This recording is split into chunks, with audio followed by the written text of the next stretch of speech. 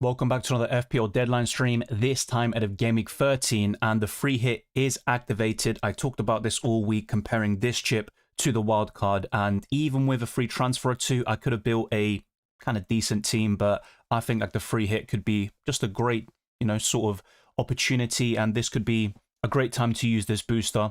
And I've been covering this for several weeks now, and at the beginning of this season I did a chip strategy guide covering the best time to use every single booster for the first half of the season. Make sure to use all of them before we get to Gameweek 20, otherwise you'll be using those boosters for the second half of the campaign. And for those that might be thinking, well, what if I free in Gameweek 19 and then also in 20? You can't play the free hit in back-to-back game weeks, even in that scenario where you've got the first and second halves of the campaign, but I'll be delving into my picks and it's still open to change. So for example, Daniel Munoz could become a cheaper defender like Matty Cash, and then I could go for Danny Welbeck up front, or even change Cody Gakpo and Doku to Foden is another possibility in this setup. I think the rest is fairly stable, especially Rodgers, Salah, Haaland goes without saying, and Igor Thiago, but I think everybody else is interchangeable, like Donnarumma to cover Man City defensively over Nico Riley, and I still think Emi Martinez is the best way of covering Aston Villa defensively, but you've also got Matty Cash, and my bench is quite weak, and that's because I activated the free hit quite late on.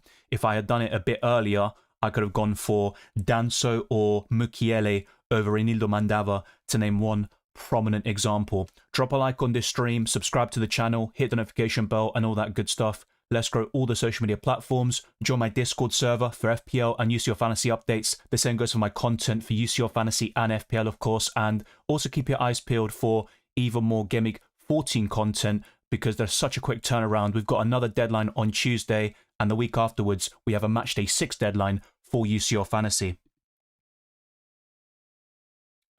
So yeah, just give me a second here. I don't know what's just happened with my technology, but yeah, if anything goes wrong, like it maybe has done a few times over the last couple of streams, then let me know. Nothing too serious, I hope, but I don't want to jinx myself. Easy says, ready for this game week and next weekend chaos. Yeah, I'm getting there, I'd say. If you are a Liverpool owner, will you keep faith in Slot or fire him? Well, we did win the Premier League last season and reached the Carabao Cup final. Also was top of the Champions League phase last season, but when you look at this campaign, 9 losses out of 12 is sackable, unfortunately. So it's a difficult one, but it seems like he's not finding solutions, and his substitutions are making things worse at times, making Liverpool more vulnerable.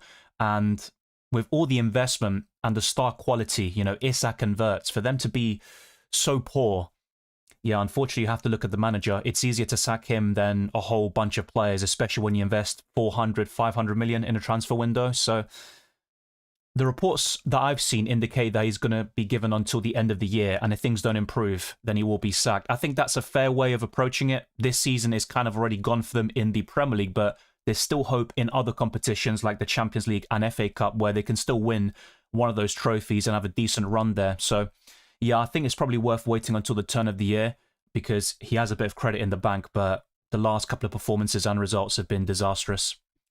So you're wildcarding today, will you go to obvious route or go for risky game picks? Well, I said this in all of my content, the wildcard is a possibility, but it's more likely I use the free hit, and obviously in the title I did update it over the last hour to free hit activated, but this was actually done overnight, and now it's all set up and ready to go for Gameweek 13. Hey Dylan, I've made one free transfer to sell Joao Pedro to Thiago. Should I use my second free transfer, because there were reports during Howe's press conference yesterday that Pope might be dropped? Yeah, I'm not so sure about that. I haven't seen those quotes, you know, referring to Nick Pope possibly losing his place, but Ramsdale's done very well in his absence, in the Carabao Cup in particular. Yeah, I see a post by NUFC Will, who, I don't know, I don't want to, you know, throw shade or anything, because he has gotten things right, but I have heard that he has gotten a few things wrong over the past, but he says, understand that Ramsdale is set to replace Nick Pope in goal tomorrow. That would be quite interesting. And I will be going through predicted lineups later. That might be a change to my Newcastle lineup, so I appreciate that. Yeah, you don't want to make goalkeeper transfers too often, but I think in this scenario, it might make sense. And Newcastle, as good as they are defensively, they aren't keeping that many clean sheets in the grand scheme of things. So going to one of Raya, maybe Petrovic for Bruggen could work, but I'll be honest with you, I'm not a big fan of those 4-point family and goalkeepers. I'd rather go for Robert Sanchez, but buying him this week seems a bit strange to me. So if you've got Martin Dubravka, this might seem like a bit of a surprise to you, but I'd just probably start him for now and reassess the situation, because apart from Raya and Roofs up until this point, I don't think many goalkeepers have really been that consistent in the grand scheme of things. So should I sell Pope to Donnarumma sells and start one of Richards, Michele, Senesi? If so, who? Yeah, out of those three defenders, tough one. But I'd probably go for Chris Richards. Keep Pope and sell Michele to O'Reilly and bench Richards and Senesi. I think in your situation, I would just go to Donnarumma. I'm not a massive fan. I think Man City aren't that strong defensively. They conceded 6 big chances against Newcastle. But I think in your situation, going for Donnarumma makes a lot of sense.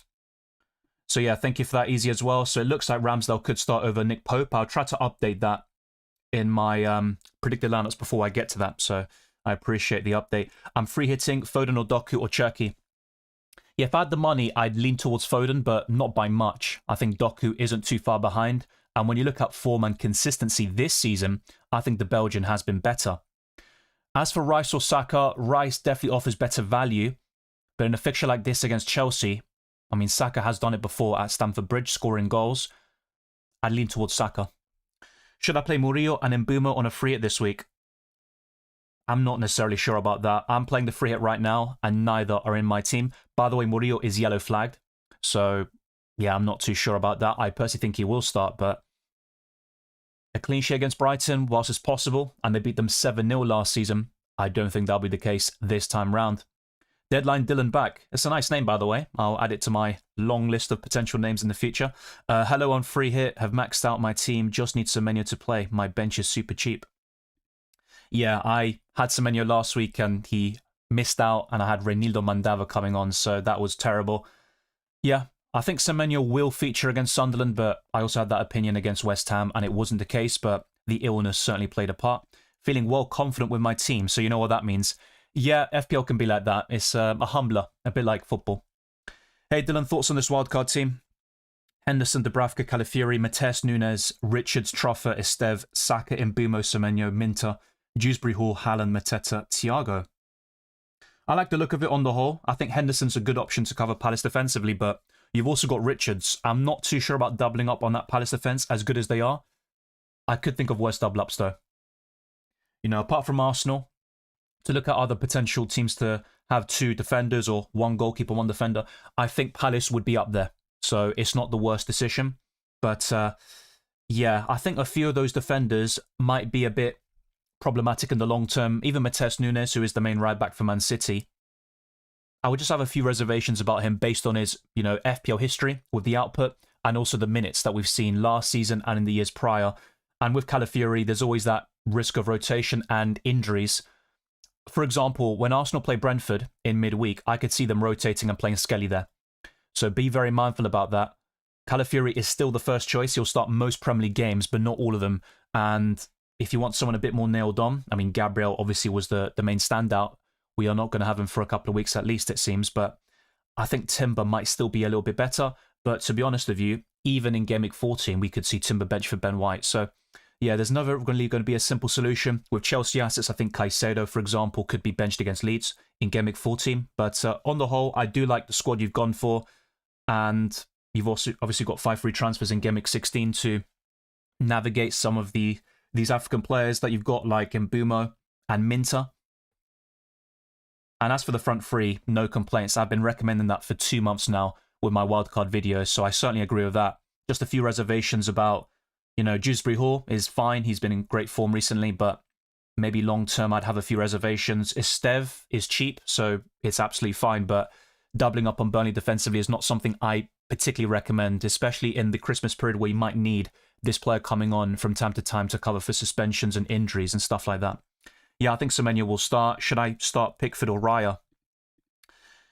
I'd go for Pickford this week, but I have gone for clean sheets for both Everton and Arsenal. I'm less confident about the Arsenal clean sheet, to be fair, and they haven't kept one in 4 games now.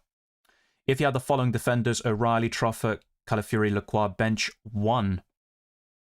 This week, I might lean towards Calafiori bench, yeah, but it's a close one. Sam says who to start, thinking of making it a 3-5-2 lineup. Who to start? Okay, so I would go for Dubravka over Sanchez. Defensively, Van Dijk, Lacroix, and Troffer. With the midfield, yeah, Miley's on the bench, so that speaks for itself. So go for a midfield 4 of Mbeumo, Semenyo, Eze, Sarr, and the front 3. But I would be open to selling Joao Pedro to either Danny Welbeck or Mateta if you can.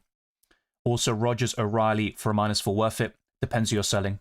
But I do like the 2 players you're bringing in, especially for Game Week 13. They're both in my free hit squad. Best trio attacker this Game Week and the next Game Week. Yeah, if we're talking about forwards for this week, it's going to be Haaland, Thiago, and Welbeck. Long term, I'd replace Welbeck with Mateta, but They're both quite close to each other. Welbeck potentially offers better value, but Mateta has far superior underlying numbers, and he'll be more consistent over the course of the season. FPL Kevy says, I'd bench Truffert, Bournemouth bad away record. That's a fair point. Sarr or Gakpo on free hit? Gakpo. I'll be honest though, I'm not completely convinced about him and most Liverpool assets, even Salah, but I think having one of them is still, a decent choice, let's say. Welcome Baraf, my free hit sells Milenkovic, Cash, Munoz, Cherky, Foden, Rodgers, Salah, Sharda, Thiago and Haaland, or double Villa defence. I'm in a similar situation, but yeah, I would go for double Villa defence. Milenkovic and sells, I said this before, I don't think Brighton and Nottingham Forest will keep a clean sheet in that game, so I would avoid that if possible. Remember, guys and girls, give the stream a like or your captain blanks. Yeah, I mean, sometimes you can like it and your captain still blanks, but the chances are greatly reduced. Let's put it that way. Big up to you. Vandenberg or O'Reilly? O'Reilly. No worries, Rye. Good to see you. Please rank best Newcastle midfielders. Bruno Guimaraes is first. Based on current form, Harvey Barnes is second, but Anthony Gordon is available. So we could see a rotation there between those two for the left winger position. And when Newcastle play a 3-5-2, then one of them could partner Nick Voltemada as well. But yeah, I think it'd be Bruno Guimaraes first and Harvey Barnes second. Bit concerned with Semenyo as Bournemouth bad away and Sunderland unbeaten at home. Might risk it, but any other suggestions or differential picks? Well, I do like Rodgers this week. Kevin Sharda, Foden, Doku, Gakpo. Longer term, I think Minter and Sarr would be very decent mid-price midfielders, but of course they both head off to AFCON in a couple of weeks' time. But yeah, it just depends really. If it's for this week, I would look at the 5 midfielders you see on screen and also Foden and a few others here and there. But yeah, with Semenyo, I'm not that sold on him, but he is such a quality player, at least this season, and he has been off it recently, and obviously the injury hasn't helped, then the illness, but I think he'll start this game and potentially be a difference maker. Yeah, I mentioned this before, Doku Foden. I think Foden is better, but not by much. Hey, Dylan. Yeah, I'm not sure why, to be honest. I was actually working on this before the stream went live, so I'm not sure if it's a problem with the actual thing I use to make this happen, but hopefully it starts working soon. I've just refreshed it again, so hopefully it does work. That said, Salah only for Liverpool for me. Yeah, I literally just refreshed it, by the way, and it's not working, so apologies. I mean, I normally highlight the messages as well, which makes it even easier to follow. And I'm one of the only channels to do that, but unfortunately, it's just not working today. So it might be a problem with the tool I use. Yeah, it's kind of strange, to be honest with you, but I'm going to keep trying. I'm going to try, see if I can still make it work, but yeah, I'm not sure what's happened there. Yeah, I think Salah's the best Liverpool asset overall. He's still on my podium of best captaincy options, which you'll see as well in a couple of minutes, but yeah, his form has been terrible. Hey Dylan, Foden plus Anderson or Doku and Semenyo? I think I'd go for Doku and Semenyo. Who would you start, Raya or Petrovic, Timber or Senesi, says FP or Jono? I'd go for Raya and Senesi. Triple captain left, best game week to play it. I think game week 13, but I don't mind the West Ham fixture in 17, of course. That still looks pretty decent.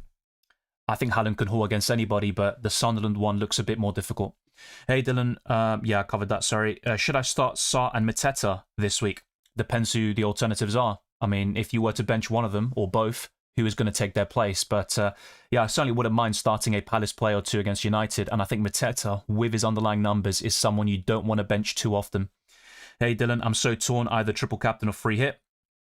Well, I think to answer this question, I need to know your team, because, look, ultimately you'll have your own ideas. You might think your team doesn't look great this week. The free hit is more important in the grand scheme of things. So let's say, for example, you really want to triple captain Haaland against Leeds, but you also think you've got a lot of fives to put out just for this week. I would prioritize the free hit from that perspective. But if you're happy with your squad, then the answer obviously changes. But yeah, in order for me to answer it, I would need to know your team. Morning as well, Kev. Is Coyote of Brentford's minutes safe? He started pretty much every single game for Brentford. Now, in terms of playing the full 90, that's not necessarily always going to be the case, but you just need 60 plus, and he typically does that for Brentford. Thoughts on Mateta, nothing's really changed. Great underlying numbers, good fixtures in general. If I had him, I'd definitely be keeping. Who should I transfer out for Thiago, Mateta or Voltemada? I'd rather sell Voltemada, but it is a bit frustrating because I do like his fixtures in Gameweek 14 and 15 against Burnley and Tottenham at home. A lot of free hits this Gameweek could be backfired or not. I mean, the Limitless backfired in UCL Fantasy, so it can happen, right? But I still think on paper it's a good decision, even if the outcome turns out to be, pretty bad. I always prefer the decision-making process, and if I feel like something's right, I'll act upon it and then take some learnings from it afterwards. Thoughts on Enzo to Bruno and Voltemada to Raul? I think Jimenez could be underrated, to be fair, and there's no risk of rotation, really, because Maniz is out until February, so that could work fairly well. I'd still keep Voltemada, though. And I think Enzo Fernandez is solid. We haven't really seen too much from Bruno recently. He has been fairly consistent, but nothing groundbreaking to justify that move. Deadline Dylan is deadly. Are you going with a free hit? Yes. This is essentially a free hit team. I will not be having triple Brentford on a wild card or using free transfers. So, yeah, as the title says, I've got the free hit active. And I'm going to still try to get the messages to work, by the way. But for some reason, yeah, it's been just, not really working. I'm not sure what is happening here. So, yeah. What I might do, though, before I go back into more questions and stuff, I mean, we still have 2 hours left until the deadline, is going through the different screens like predicted points, fixtures, comparing different players, also showing you my wildcard and free hit squads, which I talked about in the team selection video. And then afterwards showing you my team selection graphics, top 10 captains, clean sheet odds, and everything you need to know. But before I do that, let me go through member questions. Harrison James says, hey Dylan, hope you're well. Exciting weekend ahead. Do you think Igor for Voltemada is worth a hit? I'm going to say no, because I'm also thinking about Gameweek 14 and 15. So that's where Voltemada will play Burnley and Newcastle at home. Igor Thiago will play Arsenal in midweek, who could rotate, by the way, but yeah, I wouldn't be going for that. So look, as much as I like Thiago this week, and I understand why you're looking for that sort of transfer, I probably wouldn't go for it personally. So I'm going to have to get the chat back up for my screen, and hopefully this can actually result in a solution. But we do have a few hundred people watching. I appreciate it. Obviously, with UCL Fantasy, we have even bigger numbers, and be sure to tune in for the Tuesday after this one, where I'll be covering match day 6 with the best Limitless and Wildcard squads, my team selection, and kind of recovering from a very disappointing week in the Champions League. But that'll all be covered very soon. So let's just go to this again.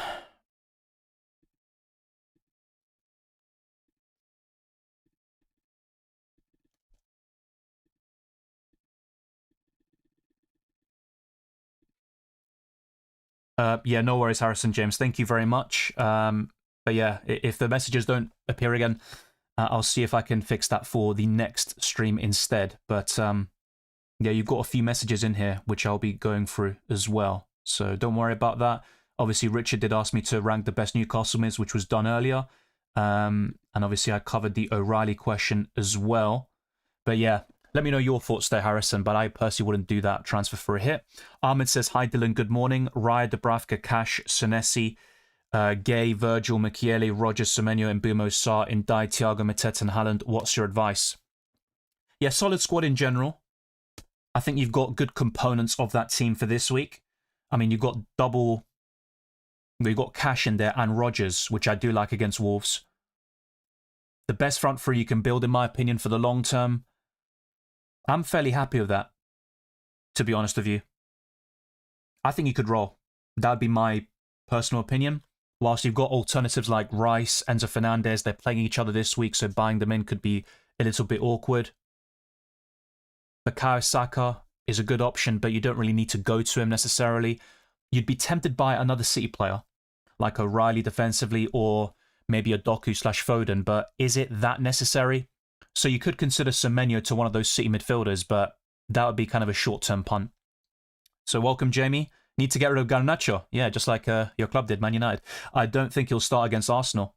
Yeah, I think Esteval and Neto should start that game, so I agree with you. So 0.9 million in the bank to replace Garnacho. Yeah, interesting.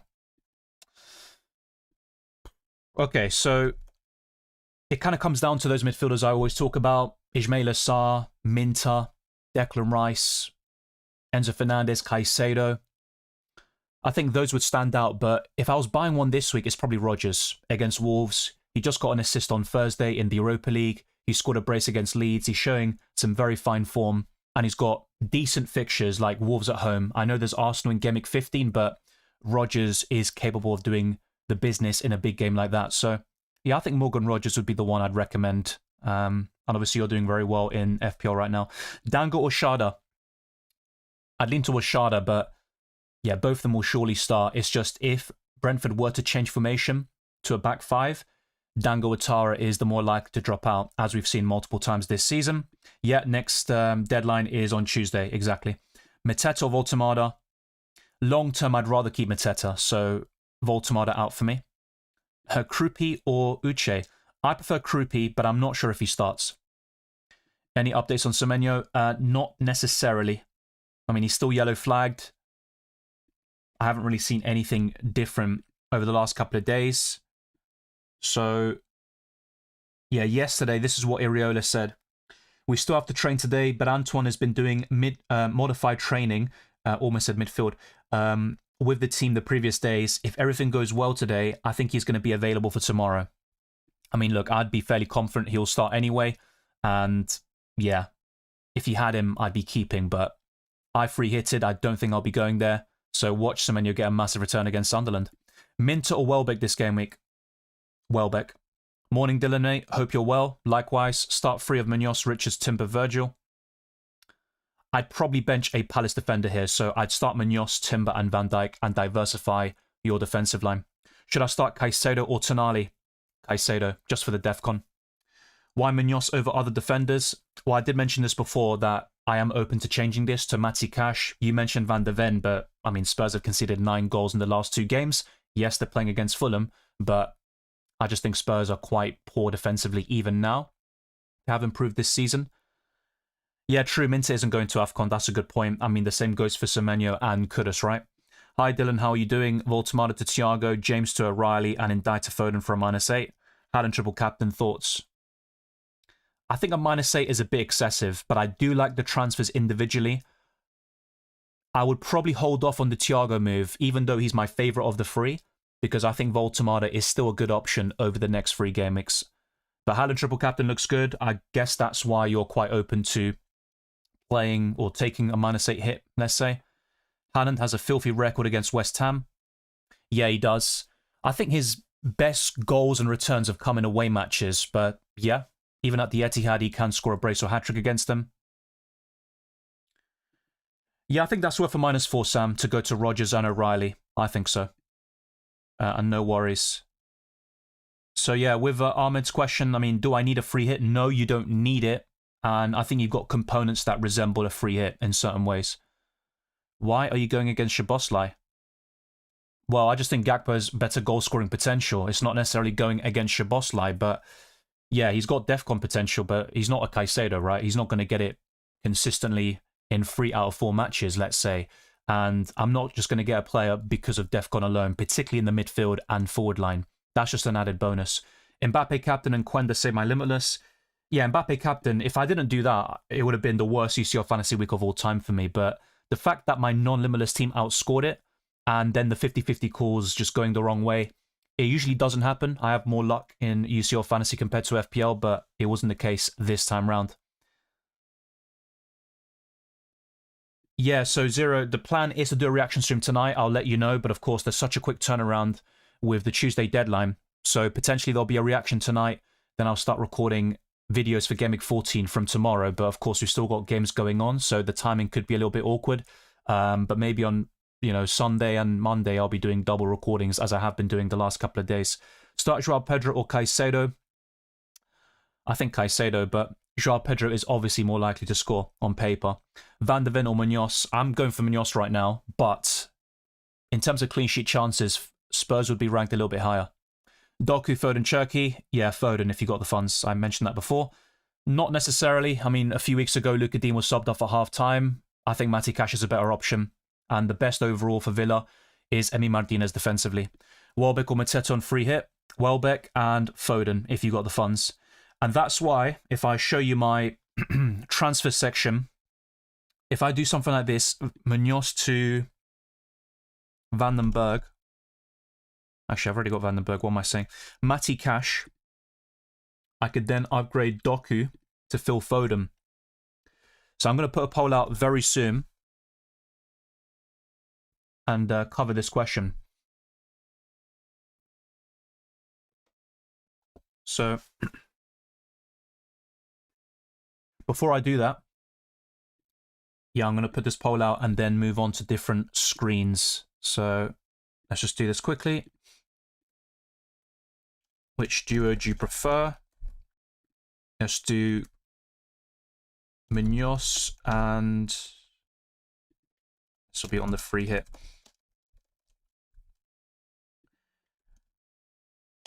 Doku, Cash plus Foden. And in order to get to Van der Ven, if I wanted to go there, I'd be 0.3 million short. I mean, in that case, I could just downgrade Gakpo, which I'm not, that fussed about, really. And that's where I could go for Kudus, Minter. Apart from that, I mean, I'm not too thrilled with the options. I mean, I could go for something a bit left field like Buendia, but I've already got Rodgers in the midfield. I could go for Rice and Fernandez. They are facing each other. The main appeal of the free hit, or one of the main appeals, is to avoid fixtures like that. Arsenal against Chelsea and potentially Crystal Palace against Man United. But yeah, I'll go for the Spurs sort of duo. I think Kudus would be the main one, actually. Yeah, I think so. So I'm going to put those duos in the live chat, but I'll be honest with you, I think this would be the main one. Maybe Cherky as well. Something a little bit left field. And obviously Doku would still be in the equation. But yeah, with this triple up already, it's just not going to be the case. Or I downgrade Foden. So then we can just go to... Yeah, I think Doku. Doku or Cherky. So I'm going to put these duos up on screen now.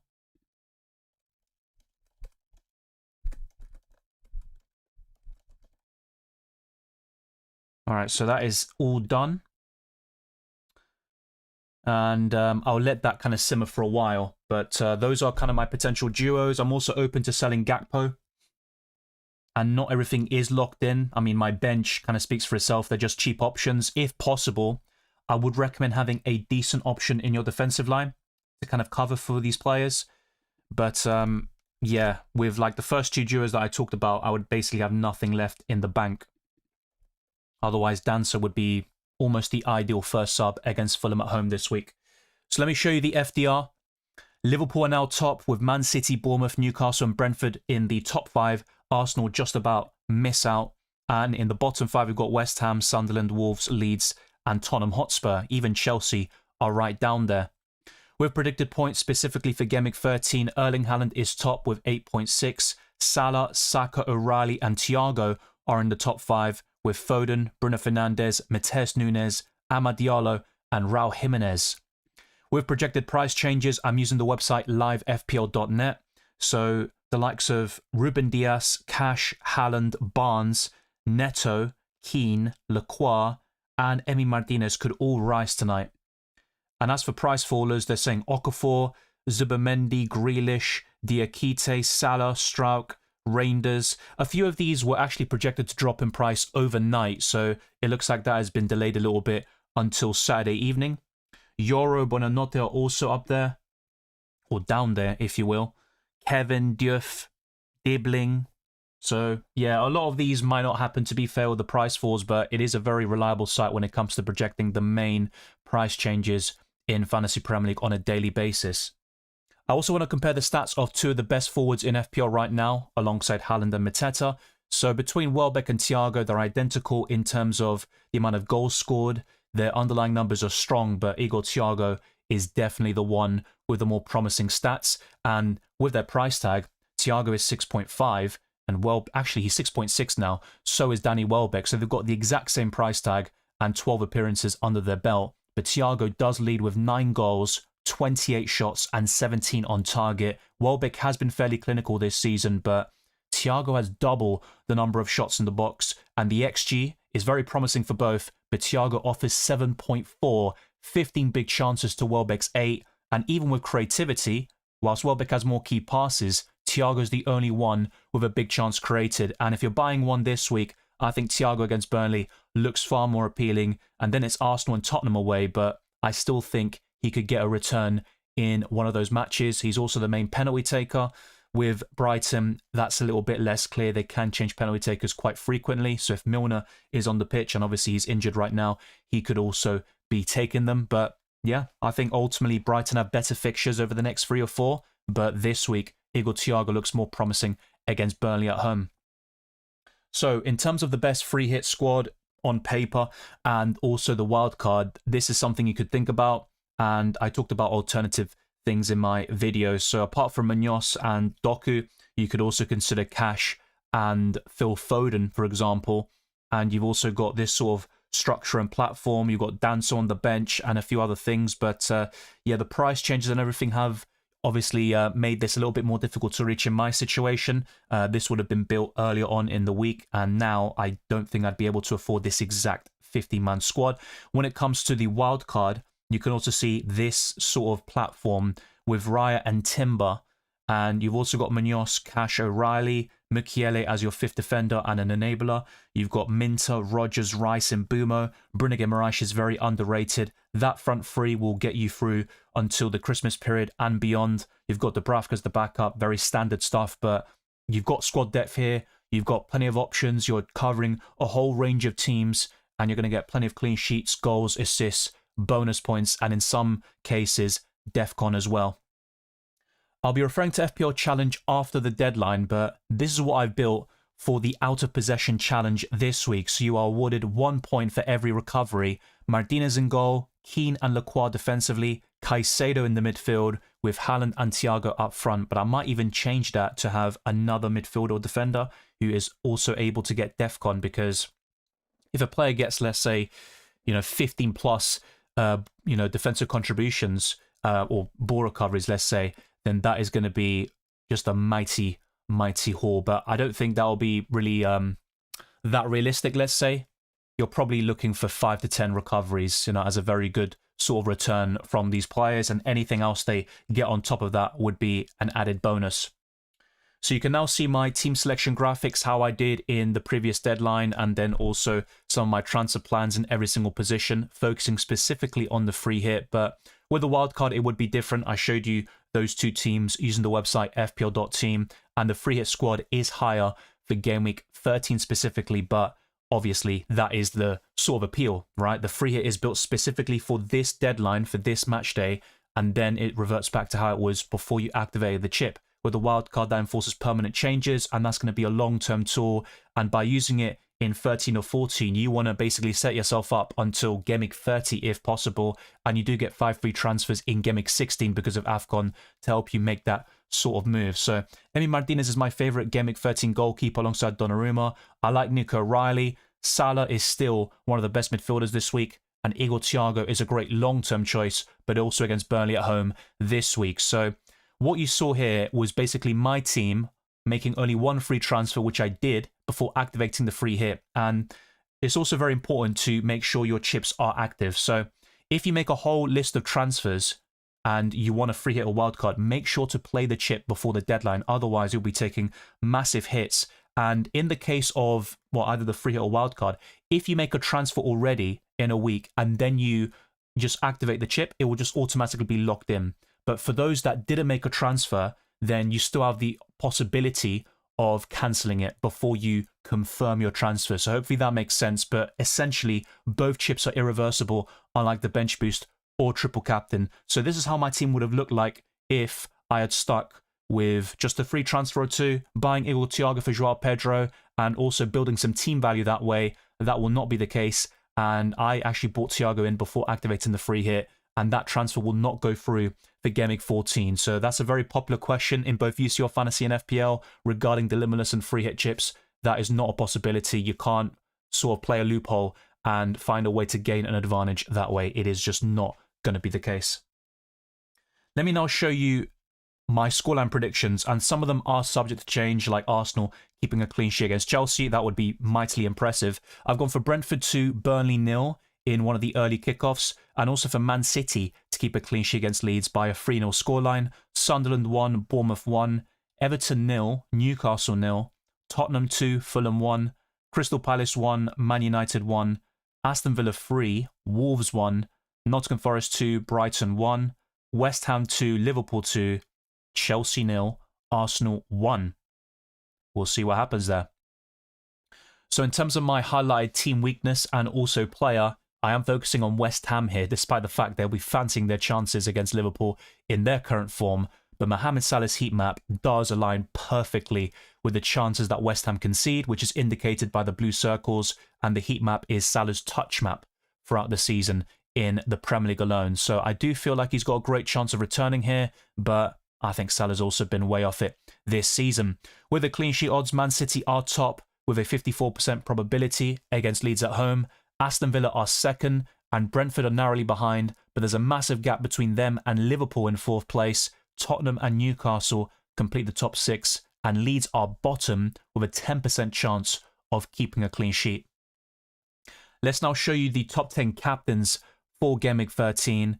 In 10th place, I've got Jean-Philippe Mateta. Danny Welbeck is 9th. Saka is 8th. Watkins and Doku narrowly miss out on the top 5, which comprises of Rodgers, Foden, Salah, and I think Igor Thiago is the closest rival to Erling Haaland, who I would triple captain this week, but you've also got other opportunities, particularly in Gameweek 17 when Man City host West Ham.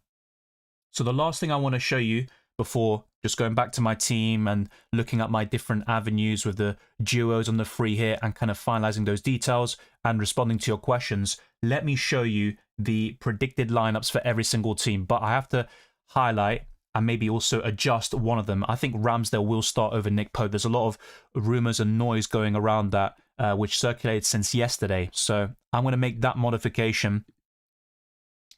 And then afterwards, I will make sure this is all set. So let's put Aaron Ramsdale in here. And Botman is also a doubt to play this week. Trippier is definitively ruled out. He's unavailable. So let's see if we can get Ramsdale in here.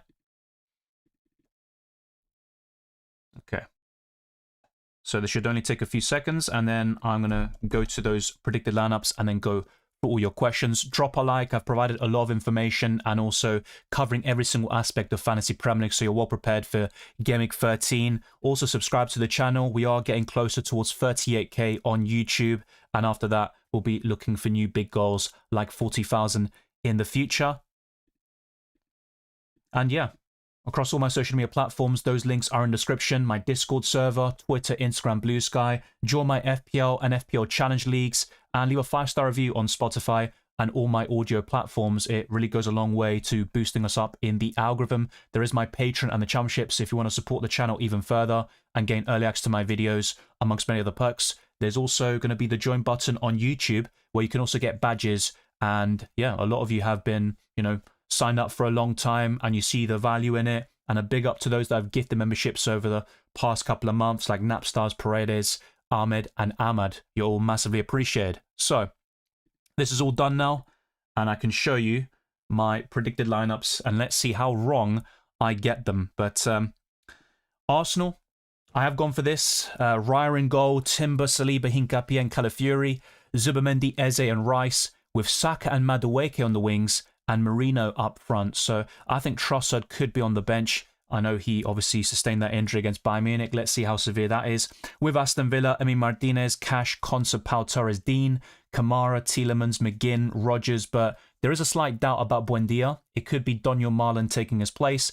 He was very impressive on Thursday and was subbed off quite early on in the 60th minute, so he could play on the left-hand side or on the right, with McGinn shifting a little bit, and Ollie Watkins would be up front. Moving on to Bournemouth, Petrovic, Jimenez, Diakite, who hasn't gone down in price yet, and the same will happen for a few players, but they are projected to drop down very soon. Senesi and Truffer would complete the defensive line with Scott and Adams in the midfield, Brooks, Tavernier and Semenyo just behind Ivanosen. And with Brentford, there's Kelleher, Coyote, Collins, Vandenberg and Ajer, Henderson and Yarmoliuk, Dango, Damsgaard, Schade and Igor Thiago. With Brighton, Verbruggen, Vifa, Van Heck, Dunk, Kadioglu, Beleba, Ayari, Minter, Rutter, Gomez and Welbeck. I think Burnley will play a 4-2-3-1 again, but they can always surprise you at times. Dubravka, Walker, Twansebi, Esteve, Hartman, Cullen, Florentina Luis, Chuana, Ogachukwu, Anthony, and Fleming. We're now on to Chelsea. I think they'll go for Sanchez, Gusto, Fofana, Chalobah, Cucurella, James, Caicedo, Esteval, Enzo Fernandez, Neto, and Joao Pedro in their top-of-the-table clash with Arsenal. With Crystal Palace, it's quite settled most of the time with Henderson, Lacroix, Richards, Gay, Wharton, Kamada, Munoz, Mitchell, Sarr, Yeremy Pino, and Jean-Philippe Mateta. Everton's another team I've predicted fairly well this season with Pickford, O'Brien, Tarkowski, Keane, and Mikalenko. Eric Bonan and Garner would be in the midfield following Idrissa Gana Gay's red card against Man United, Ndiaye and Grealish on the wings, and Dewsbury Hall just behind Tierno Barry. With Fulham, I think it's also going to be a 4-2-3-1 with Leno, Tete, Anderson, Bassi, Sessegnon, Sandenberg and Lukic, who returns from suspension, Wilson and Iwobi on the wings, and King just behind Raul Jimenez, but they could also start Chukwueze for the first time. Perry, Bogle, Rodon, Strout, Goodmanson, Ampadu, Gruev and Tanaka would be the Leeds sort of defensive line and midfield. They've got 2 injuries to key players there in Stack and Longstaff. Aronson and Okafor on the wings, and Nemecha up front. Their next 3 fixtures look terrible, but Liverpool have been poor. Speaking of which, I've gotten some good predictions there for the Premier League champions. I think Alisson will start again with Jones, Konate, Van Dijk and Robertson, Gravenberch, McAllister, Salah, Szoboszlai, Gakpo, and actually, I have to change this, by the way, with the Ekitike one, because he was subbed off due to injury. I think this was set up, the Ekitike pick, before the Champions League game. So, yeah, that's something I need to change. It will be Isak starting up front for Liverpool, not Ekitike, just to make that very clear. Apart from that, I think everything else is pretty much up to date and correct, let's say, or at least in line with what I believe will happen. So, yeah, I think Isak will start, actually. So I'm just going to update the price, make sure that's all set. And yeah, Isak should be getting the nod up front there. I haven't seen the latest injury update on Ekitike personally, but I will have a quick look now just to verify. But yeah, it's not looking too good for Liverpool at this moment in time. So let's see what Arne Slot said yesterday on Ekitike. This was, actually, he said it 2 days ago then. They don't expect that it has to be a big issue, but the games come fast, so let's see for the weekend, but it shouldn't have to be a big issue. So yeah, that's not too bad of an update, to be fair. I mean, it could still be a Ekitike up front, but I think I'm still going to go for Isak in my predicted 11. Let me know what you think, especially Liverpool fans. You might have a different opinion, but yeah, I think Isak will take the place of Ekitike here. Let's move on to Man City and complete the rest of these Premier League teams. So Donnarumma, Matheus Nunes, Ruben Dias, Gvardiol and O'Reilly, Nico Gonzalez, Bernardo Silva, Cherki, Foden, Doku and Haaland. I mean, 10 of them were rested against Leverkusen. For United, Lamens, Yoro, De Ligt, Shaw, Casemiro, Fernandes, Amad Diallo, Dallo, Imbumo, Mount and Xerxes. Matheus Cunha is ruled out yet again. We're now on to Newcastle. So as mentioned earlier, Trippier is ruled out, Botman is doubtful, and there are reports that Ramsdale will take the place of Nick Pope, so we could see a change between the sticks with Livramento and Hall as the fullbacks. Danburn could still start somehow, either as a centre-back or left-back, but I'm going for Cher and Chow in that defensive line with Tonali, Bruno Guimaraes and Joelinton, Murphy, Barnes and Nick Voltemada. With Nottingham Forest, there are 2 yellow flags in the starting 11 in Murillo and Gibbs-White, but I still think they'll start alongside Sells, Savona, Milenkovic, Williams, Sangari, Anderson, Indoy, Dominguez, and Igor Jesus. We've only got a few teams left here, so Sunderland, I think they'll make one change. Alderete taking the place of Gertruida, with Rufs in goal, Hume and Renilo Mandava as the wing-backs, Mukiele and Ballard partnering Alderete in that back 5, with Traore, Xhaka, Siddiqui, Lafay, and Isidore. I think Tottenham Hotspur are fairly difficult to predict at times with their rotation, but Vicario, Borro, Danso, Van de Ven, and Udogie is likely, so Romero is suspended, and Danso will take the place of the Argentine. Paulinho and Bentancur is like the sort of midfield foundation in most of these matches, but they have changed it up a little bit, like in that 5-3 loss against PSG during midweek. I think Kudus and Odegaard will be on the wings, and then Xavi Simons just behind Colomwani, but they could also play Richarlison alongside the Frenchman. Areola will be in goal, another Frenchman, of course, in the Premier League. Wan-Bissaka, Todibo, Kilman, and Diouf. Potts and Fernandes. Lucas Paqueta returns from suspension, and he should partner Bowen, Guilherme, and Wilson because Somerville is doubtful. And the last team, the one I've done by far the worst in, Wolves. Will they stick with this 3-5-2 and have a solid foundation and consistency? Let's wait and see. Johnston, Agbadu, Krejci, Totti Gomez, Chichawa and Wolf as the wingbacks. Andre, Joao Gomez and Bellegarde with Strand Larsen and Tolu up front. So that completes all 20 Premier League teams. And yeah, that's pretty much my opinions on who's going to start in every single club this week. Okay, so let me now go to FPL and see how the poll is doing. So right now, the winner is Cash and Foden. Munoz and Doku is second. And Van de Ven with Doku or Cherki is third. I think that's fair enough. Yeah, Real Madrid and Bayern have dropped the interest in Konate. I saw those reports, mainly with Real Madrid though, because they were the ones most heavily linked with him. Yeah, Gibbs White has, I think, a minor issue. I did research on that yesterday because I had a few comments asking me about that, but yeah, I think Gibbs White will be available for the weekend. There's a slim chance Palmer starts. Yeah, he'll be on the bench for sure, or he'll definitely be in the squad, but I think he won't start. So welcome to Stepaki. I mentioned this before, Joao Pedro Caicedo. I prefer Caicedo in general, just because of DEFCON. I think Arsenal will concede, but they will win. Are Chelsea out of the title race if they lose today? Look, I'm not going to say Chelsea have no chance. I just personally don't think they've got the defensive line and goalkeepers to, or goalkeeper to really go the distance. At this stage last year, they were 5 points behind Liverpool and they were second until December. Then they fell off a cliff.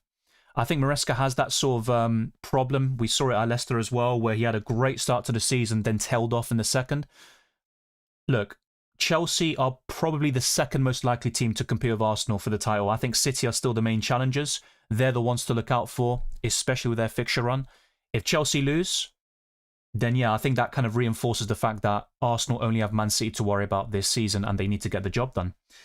Arthur says team is Raya, Mukiele, Senesi, Munoz, Saka, Rice, Sarr, Ndai, Semenyo, Mateta, Thiago, Haaland, triple captain. Did Joao Pedro to Thiago this week. Thinking of wildcarding pretty soon. Yeah, that's fair enough. If I didn't free hit this week, I would have done the same transfer for sure. And to be honest, I did make that transfer on Wednesday/Thursday. Yeah, I think that is a very good platform. Haaland triple captain makes a lot of sense. I also like it in Gameweek 17 against West Ham, but yeah, if you got it, I think using it now is a pretty good time to do so. Mateta to Thiago. I like Thiago a lot. I just still believe Mateta's a good option, but there's no doubt that Thiago offers better value. Also superior fixture this week, but you might want Mateta back. That's all I'm going to say.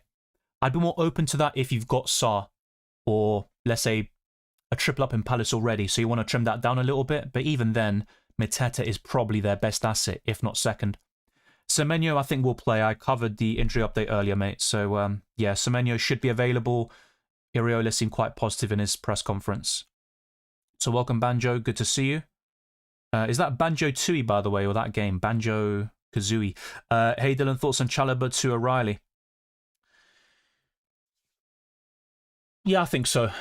I mean, Chalobah has been okay this season. Some big returns in there, but I think O'Reilly looks much better in terms of the fixtures and Man City defensively. I mean, that's certainly debatable. I mean, Chelsea are probably at a similar level to them in that regard, but I'd go to O'Reilly.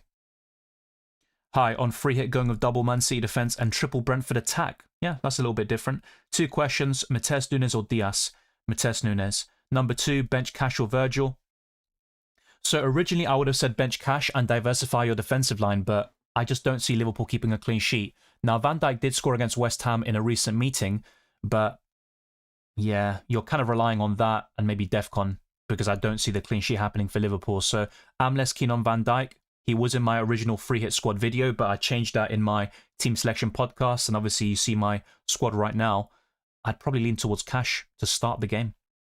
Rodgers, Van den Berg, Lacroix, or Van Dijk, Munoz, Dewsbury Hall on Wildcard. I think Rodgers, Van den Berg, and Lacroix. And for those that want to invest in a Brentford or Brighton defender, you might want to consider also covering both of those teams. So whether it's Kelleher and Verbruggen, or you go for Van den Berg and Van Heck, that could be something to consider. I have all my chips. Which week would you suggest for me to use each? That's a difficult one without knowing the context of your team, to be honest, mate. But yeah, kind of a rough plan would be Game Week 13 triple captain, Game Week 14 wildcard, Game Week 15 free hit, Game Week 16 bench boost. You can even swap some of them, so you can do it in such a way where you wildcard in the week just before bench boosting. That typically works very well. So that's something you might want to consider, but it's team dependent. I'm literally answering without knowing the context of your squad, which would change my answer, I think, because let's say, for example, you've got a terrible team for this week on paper, you've got a lot of Arsenal, Chelsea players facing each other, United, Palace, then in that case, I'd free hit, potentially. Konsa, Van Dijk, Senesi, Szoboszlai, and Mbumo, Saka, and Dai, and Caicedo. That's my midfield and defence. I am confused about Tarkowski and Munoz on my bench. I'd rather start Munoz in general just because he's got more avenues to points, but in terms of clean sheet chances, I think Everton are higher this week, and I actually went for a 0-0 in my scoreline prediction for the Everton-Newcastle game. But yeah, I think it makes sense with who you're starting. I'd maybe consider going for Munoz over Senesi in your 11. I've gone for Joao Pedro to Thiago, Semenyo to Rodgers for a -4, and triple captain Haaland. We'll free hit in either 16-17. That's solid. And the free hit could be used in many different weeks. I've always said that's very team-specific. So even for some people, Game Week 14 or 15 looks quite appealing. But yeah, I think the -4, buying Rodgers and Thiago makes a lot of sense, particularly Thiago. But Semenyo will start, I think. He's going to start today, and he could do fairly well, but it makes sense to sell him. I mean, I wish I did that a few weeks ago at this point, but the benefit of hindsight is a wonderful thing. Bench Van Dijk or Semenyo? I'd bench Van Dijk. Wondering if I should transfer out Mateta for Thiago because he might not play the Burnley game. Yeah, that's true. Crystal Palace have been very consistent with their 11 this season, but we look at midweek, so Game Week 14 in particular, I think a lot of teams like Arsenal and Chelsea could rotate heavily, and even Crystal Palace could be another example facing Burnley, so that is a good point. From that perspective, you could certainly make a case for selling Mateta to Thiago, but of course Arsenal will be playing Brentford in Game Week 14, so it's not a great fixture there for Igor Thiago. He could still walk away from the Emirates with a goal, though, as he's on penalties. Justin Nicholas says, "Hi Dylan, I'm confused now of when to use triple captain and bench boost." I get that. I mean, yeah, looking at your squad would be important to determine the bench boost. With a triple captain, that could be used in a few different weeks, like 13 or 17. Those are the two main ones I'd highlight to you.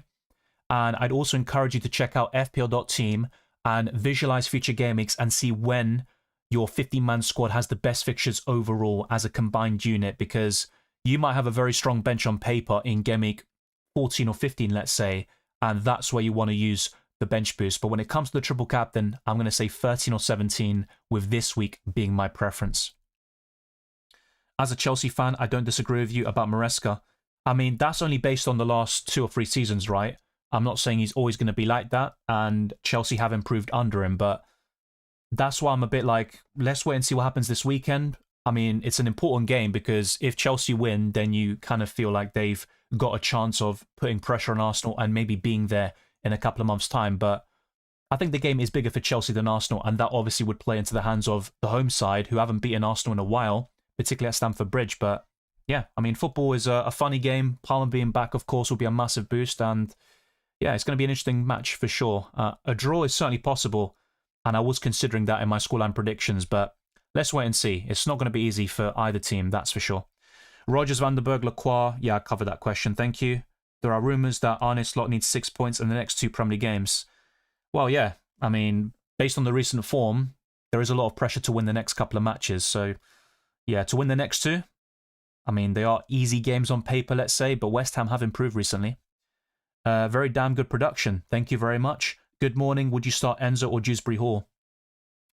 Well, I've gone for 0-0 in the Everton-Newcastle game, but I also went for 1-0 Arsenal, which I'm a bit unsure about, to be fair, but difficult one to say. I would lean towards Dewsbury Hall. Which week do we need to use all the free transfers before to not lose them? Gameweek 16 is when we get 5 free transfers because of AFCON. So that is when you want to use your transfers before.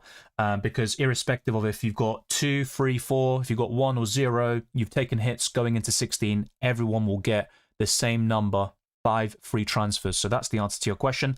Yeah, exactly that, Twisted Parky. Mateta scored a brace last time Palace played United at Selhurst Park.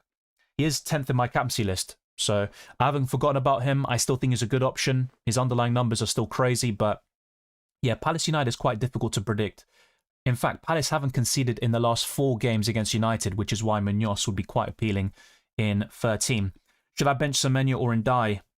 Yeah, I'd lean towards benching Ndiaye actually, even though you're thinking of the opposite. He's at home and certain to start and on pens, but Semenyo will be 50% effective ownership. I don't think it's a clear-cut answer. I've gone for a goalless draw in the Newcastle-Everton game, but Ndiaye's on penalties. He also can get DEFCON. In the case of Semenyo, a few people have pointed out in the live chat, Bournemouth have been inconsistent away from home, and Sunderland are very strong at the Stadium of Light. They're unbeaten in home matches this season, so not an easy task for sure, but I would lean towards starting Semenyo. Free hit or triple captain is better this week. It's very team dependent, so I can't really answer it for your situation. I think it's a very simple way of summarizing it. So if you're not happy with your team just for this week, but you want to keep Arsenal, Chelsea, Palace, United players, for example, then free hit and then triple captain Haaland in 17 against West Ham. However, if you're happy with your team, just go for the triple captaincy. I think it's as simple as that, and every situation is going to be different. If it's a case where it's quite balanced and you're not sure which way to go, the free hit is more important.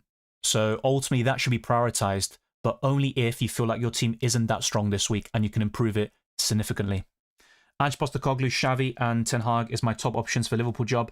I saw a rumour that Ange Postecoglou is highly rated by the Liverpool board. That would be disastrous, in my opinion. Somehow Chelsea have the second most clean sheets in the Prem this season. You wouldn't think it watching. I think a lot of them have come recently, though. And to keep one against Barcelona as well is impressive. So Chelsea are certainly improving. They are showing signs that they are maturing a little bit, and defensively they are a bit tighter. But then you get other occasions like the Brighton match, where obviously the red card played a huge, part in the game. Also the United match, same sort of story. But I think Chelsea just have those lapses in concentration, and ultimately the quality in that defensive line isn't that strong, even compared to a Liverpool, who have been terrible this season, Man City and Arsenal. But yeah, I think Chelsea will be up there for clean sheets, probably second or third by the end of the season. Zidane is waiting for the France job. Yeah, we've been saying that for a while now, or at least the reporters have. On Wildcard, Doku and Van Dijk or Coyote and Foden? I'd go for Coyote and Foden. Subject to game leaks, gone Isak and Gakpo. No Salah on free hit. Fortune favours the brave. Sometimes, but good luck for sure. No worries, Damlik. Yeah, I need to be careful sometimes reading names. Not saying your name is wrong. Home Sweet Home says, Dilemma, my squad is Sanchez, Van Dijk, Mitchell, who's that? Conjam, Sarr, Semenyo, Bruno, Ndiaye, Haaland, Mateta, Voltemada. Shall I go for triple captain or free hit? I would probably go for free hit, mate.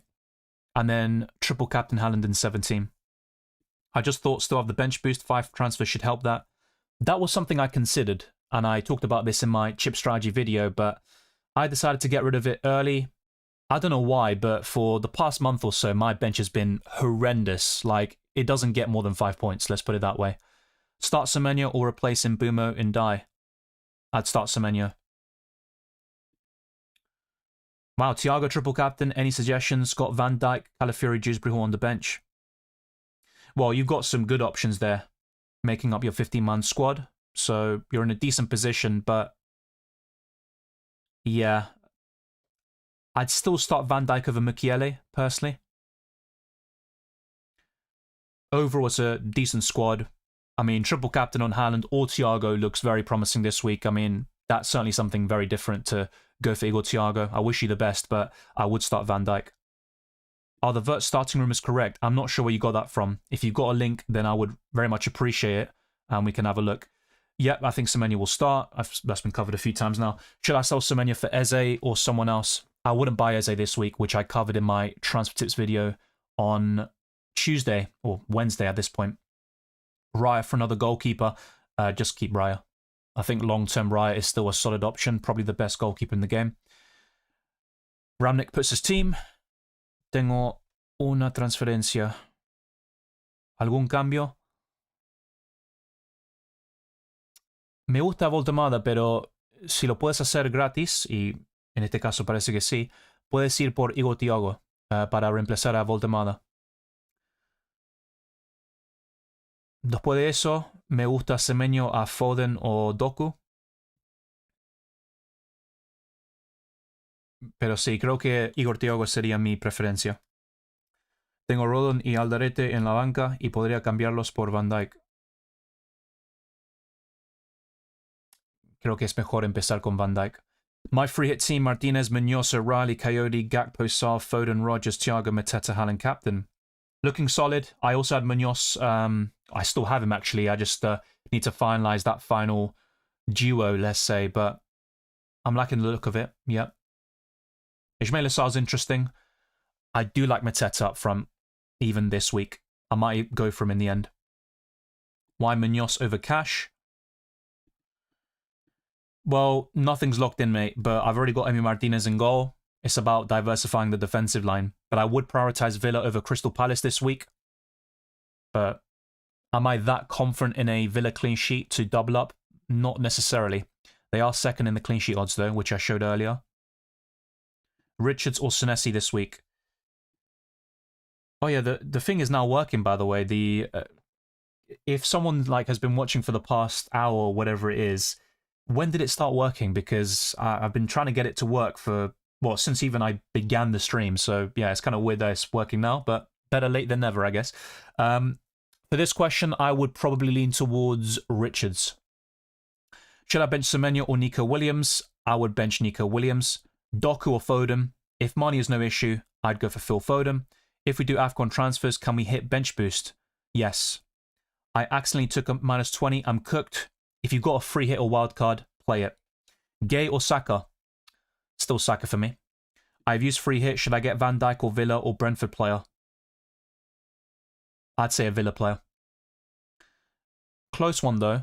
I mean, I've gone for 2-0 Brentford, 3-1 Villa, and 2-1, actually 2-2 Liverpool in the end. So, difficult. I mean, Van Dijk could still score. He's got more goal-scoring potential than any Villa or Brentford defender. In terms of DEFCON, he's also right up there. But when you look at the clean sheet odds or the chances, Liverpool are looking shambolic right now.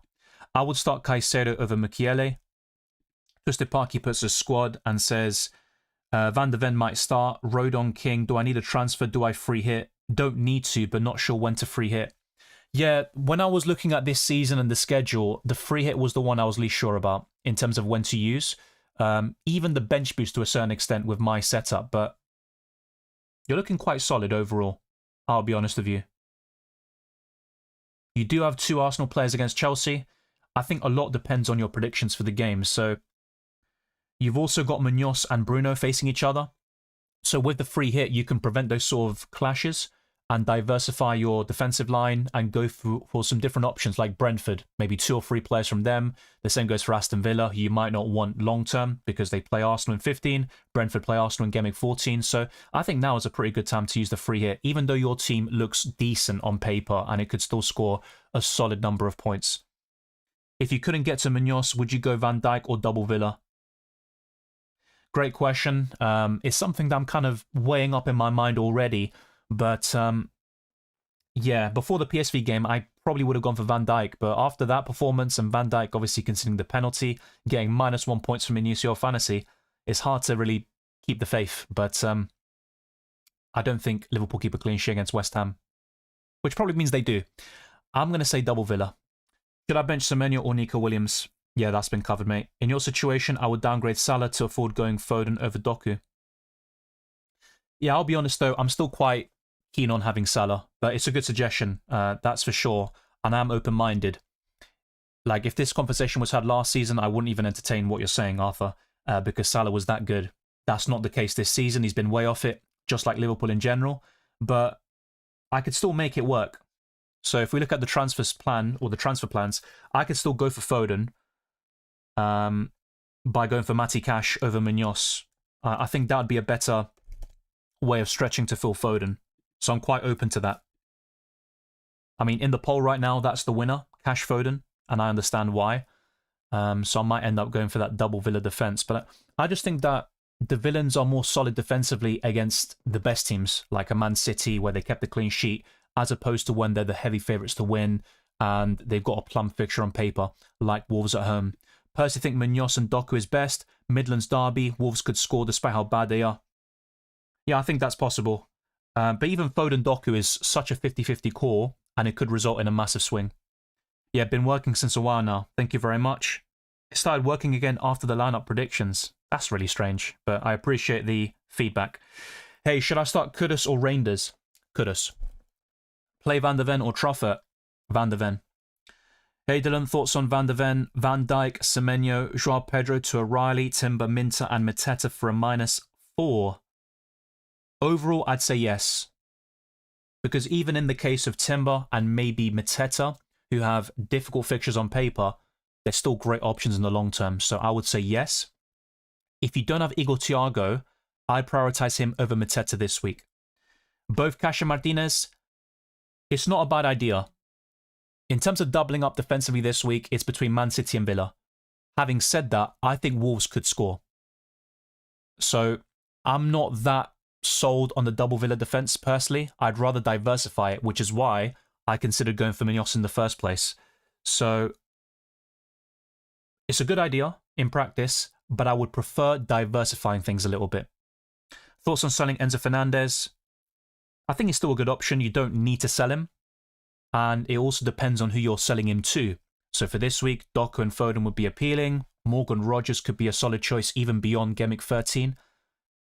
So I'd be open to that, but I don't think it's absolutely necessary. Need a water break, by the way. Doku or Foden? This has been a very popular question. I can see this being a massive swing. But I think if money is no issue, you go for Foden. I think Cherky's a good differential. In terms of his minutes per goal and assist ratio, it's very impressive for Man City. So yeah, thank you as well, Trenix. It's been working for 17 minutes. And thank you, Kraken. You're the best. Thank you very much for the kind words. Paulinho or Kudus on the free hit? Kudus. Now, long term, I think Paulinho is the better asset because he can get DEFCON. He's also got that odd goal in him. But Paulinho's been very consistent this season. Rangers or Indai? Indai. Suarez says, I'm the villain. Munoz or Van der Ven? Probably Munoz, you know? Yeah. So Cherky's just been covered, mate. Thank you. Start Rice or Caicedo? I mean, Rice scored a banger against Chelsea a few years ago. Without thinking of the goals, because I think either scoring is unlikely, and hopefully I haven't jinxed it in Chelsea's favour, I think Caicedo is more likely to get DEFCON. So he's the one that will give you something. You know, 4 points guaranteed almost, but Rice's ceiling is higher. I'm going to say Caicedo here. That doesn't mean he's better, just saying. 2 Palace defenders or 1? Yeah, 1 and Mateta. Vandenberg or De Ligt? Burnley have been scoring in most of the last games, aside from Chelsea and Arsenal. I'm still going to say Vandenberg. I just don't see United keeping a clean sheet against Crystal Palace. Like, is a goalless draw out of the question? No. Like, it's possible, but I don't see it happening. Yeah, I have 3 Arsenal versus Chelsea, so it was making me think go against. No Gabs. Hopefully Chelsea score. Yeah, for you to say that is crazy, but you're thinking with your FPL hat on, which is fair enough. No Palmer is back. I hope he becomes a viable option soon. Well, it would be good for the game if we saw Saka, Palmer, Salah compete with Haaland for the captaincy. Otherwise, yeah, we already know the drill. It's a bit boring. Would you transfer Caicedo out for Anderson, both looking to be longish term holds? I think that's a very sideways transfer, to be honest. And despite Caicedo having difficult fixtures, that could play into his favour because typically when you've got more difficult opponents, a midfielder or defender will get more defensive contributions. And Caicedo is a big game player, so he can also add a goal or something like that on top of it. and get some bonus points in the process. So I don't think it's worth selling Caicedo. Rangers por alguno de Semenyo, Sar, Enzo y Saka.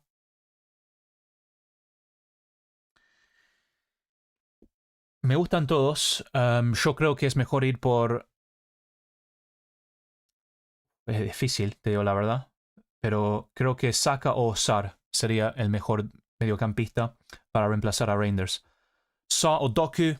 For this week, it's Doku. Trenick says, any changes to this free hit? Martinez, O'Reilly, Collins, Cash, Salah, Saka, Rogers, Doku, Schade, Haaland, Thiago. Yeah, looks good. I talked about the double Villa defense before. It's a good idea. They're second in the clean sheet odds, but I'm not completely sold on it. And Wolves could score despite their deficiencies and problems all season. With all the other picks, I don't have many complaints. I mean, Saka's got a tough fixture, but if there was one player from Arsenal that could make the difference, I think Saka's the one from an offensive perspective. So, yeah, still a good pick.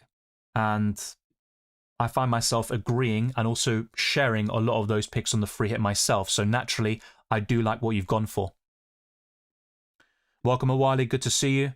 I've never owned Doku. Might go there. Same here. It would be the first time. Will Haaland go easy on the club he supported as a boy? Probably not. Thoughts on Elliot Anderson? Yeah, under Sean Dyche, he's been brilliant.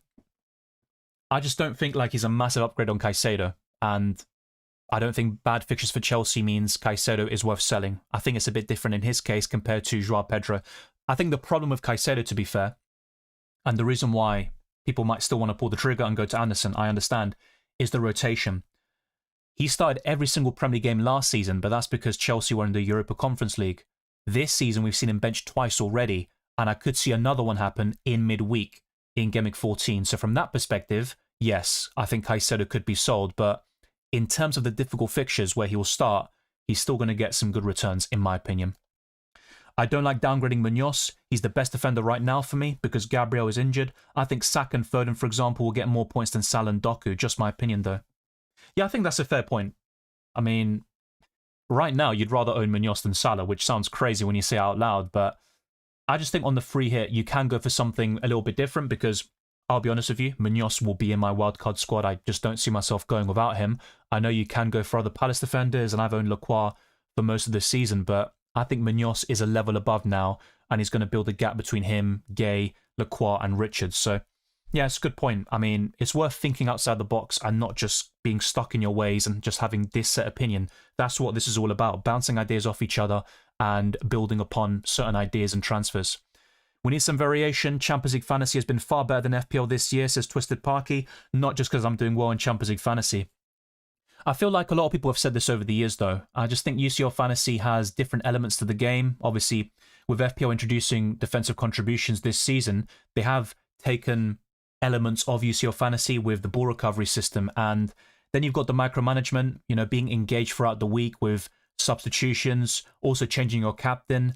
I just think with FPL, it's more like it does appeal to the masses, and I get it. It's a simple game, and its simplicity is also one of its biggest strengths. But yeah, there are maybe a few elements missing to propel it to the next level. I certainly understand that. I usually do better in UCL Fantasy as well, and I think a lot of it is just having better luck because in terms of knowledge and stuff like that, it's quite similar with both FPL and UCL Fantasy in my opinion. But yeah, I enjoy both of them, and I think UCL Fantasy is probably my favourite game in general when it comes to fantasy football. Enzo to Cherki or Doku, or Semenyo to Rogers? I do like Cherki, to be fair. Not just in FPL, but as a player. I think he's got that sort of potential to even come off the bench and score and assist.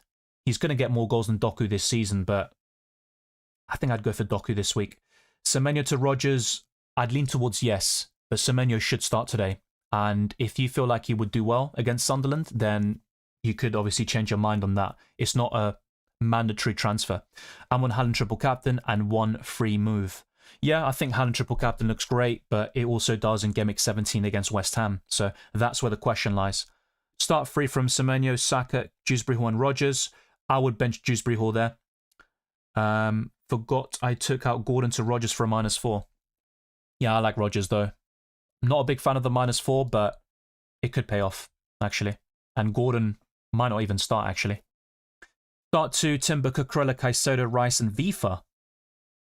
I would start Caicedo and maybe Rice.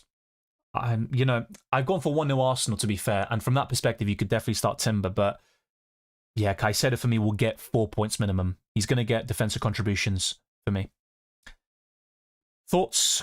So this is another free hit squad, it looks like. Yeah. Looking good. It's another example of double Villa defense. I understand it. I'm just a little bit hesitant about it, but yeah, good picks overall. Not many complaints from me. You've got Foden in there, who I like. He's in my top 5. Captaincy options, he's actually 4th with Rodgers in 5th. Yeah, not many complaints from me, mate. I like it. What do you think, Morgan Gibbs-White or Gakpo on free hit? I do prefer Gakpo, but that's why it's important to have someone decent on the bench. I think Dancer could be that this week at 4.3 million. Yeah, Romero suspended. Dancer's going to start. And Spurs would have a decent chance of a clean sheet. They're in the top 6 for the odds, which I showed earlier. Is Salah the biggest downgrade in terms of points this season than last season? We've seen a few examples of that, though. I mean, Rashford a few years ago, Foden, of course, from winning the Premier League Player of the Season award to what he did last year. But Salah was that good in the previous campaign. He set an all-time record for FPL points, and he's nowhere near that now. So it would be up there. Play Van der Ven or Truffert? I covered this earlier, mate. Van der Ven. Semenyo or Ndai? Semenyo. Best midfielder, not Rodgers, Gakpo, Foden, Doku, Shada, Salah. Cherky would be up there. I would also still consider Saka. Yeah, I think so. My last toss-up is Rodgers or Igor for FPL Challenge. I'd say Igor Thiago, personally. Yeah, as Banja says, 1 hour to go. 1 hour, 1 minute, to be precise. It's a 1:30 p.m. UK deadline, so the timer you see is not for decoration. It's literally there to show you when the deadline locks in. Gay or Lacroix? Gay, but not by much. Lacroix will probably get more DEFCON, but Gay offers more bonus points potential, goals, and assists. Enzo to Cherky or Doku or Minter? Or Semenyo to Rodgers? Good question. I'll be honest, mate. Actually, no, you can't do it. Yeah, Enzo to Rodgers would be my kind of favourite this week, but yeah, in your situation, I'm going to say Enzo out to long to miss Minter, in my opinion. Mateta or Richarlison for this week? Mateta. But Richarlison is in good form, goal-scoring wise. I'm torn between Gakpo, Saka and Foden. It'd be Foden for this week. Yo, Dylan slept off after switching on your stream, just woke up quick. Wow, I'm that boring. Cheers. Question, Cherky or Doku along with Foden? It would be Doku for me. I just think he's shown more in terms of minutes and big returns in home matches this season, but Cherky doesn't need as many minutes. Like, even off the bench, he can score or assist. That's the good thing about him. He's got a very good goal contribution per minute ratio. But, yeah, probably Doku for me. With this question as well, it's going to be Doku this week over Semenyo there, Lucas. Haaland triple captain, yes, but you might also have the free hit and wildcard, and I think Gameweek 13 is a good time to play all of them, particularly the free hit in some examples. Verbruggen or Kelleher? Kelleher. I don't think Brighton keep a clean sheet. Timber and Eze or Calafiori and Saka? Timber and Eze. Start 2 in Dai, Semenyo and Minter. I would go for Minter and Semenyo.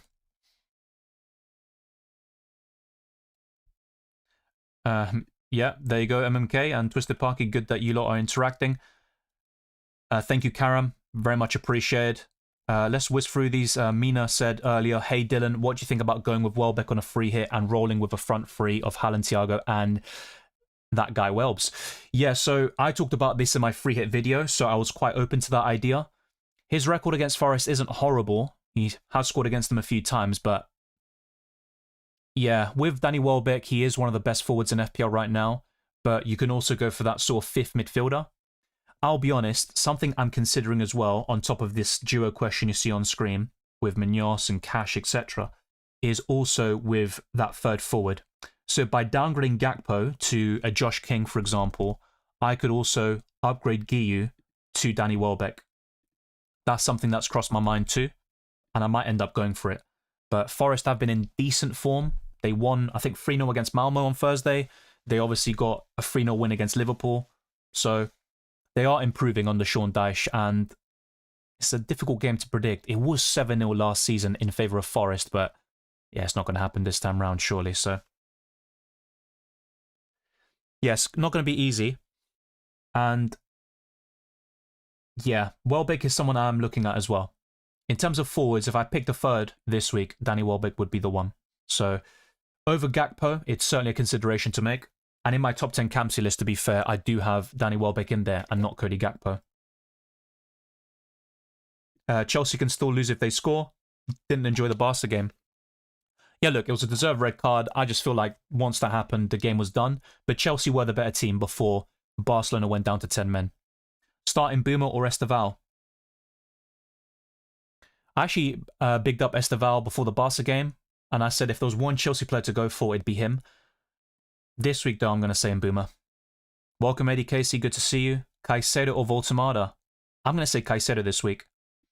Paul C says, I have 7.8 million and I was thinking to get rid of Sarr and get Gakpo. Is it worth it? No, I don't think so.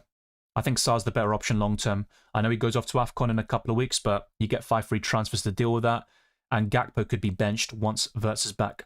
I have Eze, Fernandes and Boomer, Jacques and Sarr. I just keep him.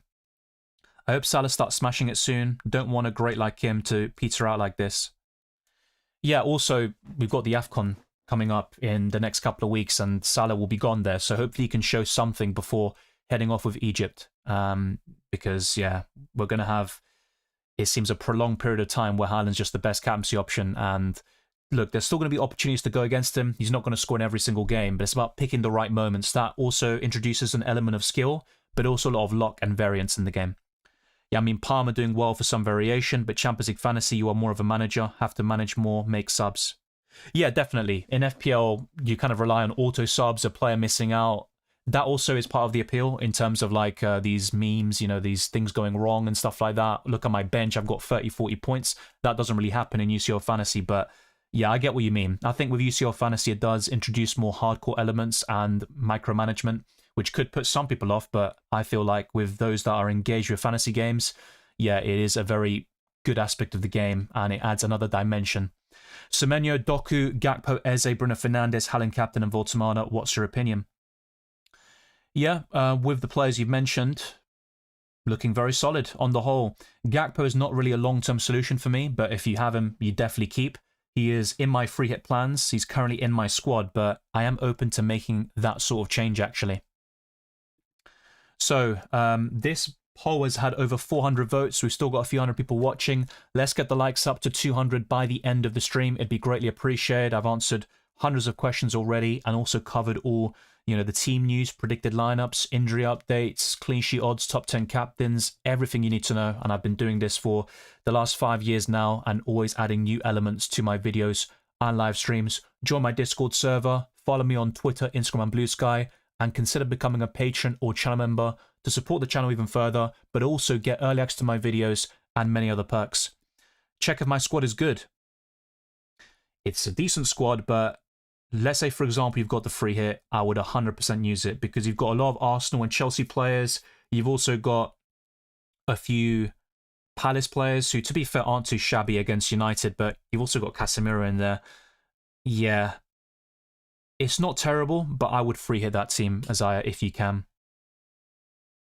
Thoughts on the free hit? Yeah, that's been covered as well, right? At least a lot of these teams are quite similar, but I like the look of it. You've got Nunes, which separates you a little bit, even Munoz. Your defensive line is probably like the most different part of your squad.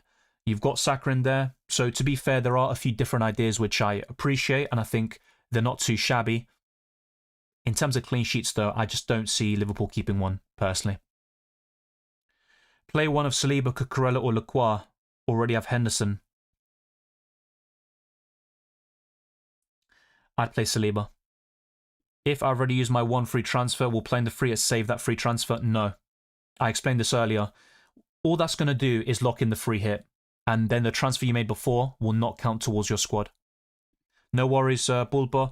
Yeah, my free hit is active. It says it in the title of the video, and you know, I will not have triple Brentford long term. I'm telling you that right now for free. It's only for a Gameweek 13. I had my exams, came home, your stream still had 5 minutes to start, so thought it'd be a short nap. No, don't worry about that, mate. I was only jesting anyway. But yeah, good luck with your exams. I know you've been talking about that for a while now. And yeah, let me know how it goes. Thanks for answering all my questions, Dylan. Good luck for this game week. Thank you, Justin Nicholas. Very much appreciated, and all the best to you as well. Eddie Casey says, hi, Dylan. What do you think of this free hit? Any changes needed?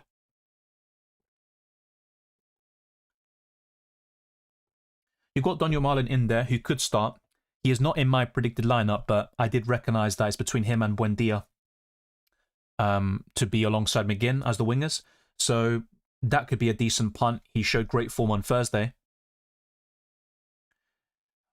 Something you might want to consider, especially if you're open to upgrading someone in your starting 11, which is obviously the most important on a free hit, is doing Senesi to Danso. That gives you 0.7 million extra, unless you've got value tied up in the Argentine. And with that extra money, you could then make an upgrade like Marlon to, let's say, Sarr, just to name one example. But that's something you might want to consider doing. I don't think you need to make any changes. I've got a similar structure in place. I've currently got Munoz. Nothing's really locked in yet, or at least there are a few elements that still need to be modified before the deadline. But I've got a very similar structure to you, and I do like the look of it, to be quite honest with you. But I'm unsure about Bruno Fernandes against Crystal Palace. I'll be completely honest with that. I think that's a possible change I would make. And on the bench, whilst it's not really that important in the grand scheme of things, I think Senesi to Danso could be important in terms of, you know, upgrading somebody else. But I look at Fernandes and I think, yeah, I'm not so sure about that particular pick. You've got no Salah, which is fair enough. He's not really shown form, but I'd rather go for Salah than Fernandes in 13. Will Mateta play 85, 90 minutes? Well, this is a different kettle of fish, right? As bad as United have been over the years, it's still a big game for these teams like Crystal Palace. They'll want to win it. I think Mateta will get more minutes this time round, but probably 70 to 80 is my prediction. And it does depend on game state. Yeah, Adnan, I'm sorry to say this, mate, but I have answered your questions dozens of times. Van de Ven. I don't know what else to say. Emma O'Connell says, hi, pick 2 to play, plus bench order. I would start Timber and Richards, I think. Other bench players burn. He might not even start, by the way. In terms of bench order, between the two Argentines is close, but I'd lean towards Senesi. And then hopefully Enzo Fernandez second and he blanks. Yippee. The impotence of Watkins is to be studied. I didn't expect to see the word impotence. However, could he be a viable option this game week? Yeah, very true. I started the season with him. Bad mistake from my part. But yeah, he could be a viable option. He's actually in my top 10 captaincy options for this week, which I'll refer to one more time before the deadline. So the answer to your question is yes, and he certainly should be studied for fraudulence. Semenyo, Doku, Gakpo, Eze, Bruno Fernandes, Haaland, captain of Voltemada. Yeah, that question has been covered earlier, mate. Raya, Richards, Burns, Senesi, Van Dijk, Mbumo, Semenyo, Sarr, Ndai, Mateta, Thiago, Mateta, Haaland. Free hit or not? I'd probably free hit, yeah. Can I get Pele, Maradona, or Best? I need them, having the worst season ever. Not to be an absolute prick about it, but to be fair, Maradona and Best, as good as they are, they're not the most prolific when it comes to goal contributions, but obviously they've still got hundreds of goals and assists combined. And obviously Pele's got like 1,000 goals or whatever it is. It seems to always increase. But yeah, I would also love to have those sort of legends bolstering this team. Enzo and Chalobah to Doku and O'Reilly for a -4. I'm going to say yes, even though I like Enzo Fernandez. I just think Chelsea could rotate quite a lot against Leeds in midweek. Timber and Eze or Calafiori and Eze for the slight differential. I just go for Timber. Should I start Semenyo or Welbeck? I'd go for Welbeck. Not much in it though. Welbeck and Rodgers or Mateta and Gakpo? Welbeck and Rodgers. Why Salah? Liverpool are so bad. It's just a 1 week punt, mate. And West Ham are still terrible defensively. They're conceding 2 goals on average per game. And I think Liverpool will score a goal or 2. Want to start Semenyo and Dyer and Mbumo? Semenyo. Bench one of Mateta, Ndai, or Minter? I would bench Ndai. Oh yeah, I actually got it right last week. Went Saka for his massive haul. Week before I went Haaland and Saka did better. Then about another 5 weeks went Salah or Saka and got burned. So even the one time I get it right, it sucked. Yeah, these things can happen, right? But even with Haaland, he has kind of dropped the ball a little bit recently. In the last 2 Premier League matches, in UCL Fantasy, only 1 point. So there are opportunities to go against him, but that's more of a thing in UCL fantasy. No lineup leaks, I think. I mean, I saw someone mention about Verts, starting, whatever. I don't know where that's come from, so I couldn't really tell you. But I am open to selling Gakpo, to be quite honest with you. He's not someone that's locked in on my free hit. He's probably the least secure out of all my players, to be quite honest with you. So let me have a look on Twitter and see if there's anything worth highlighting.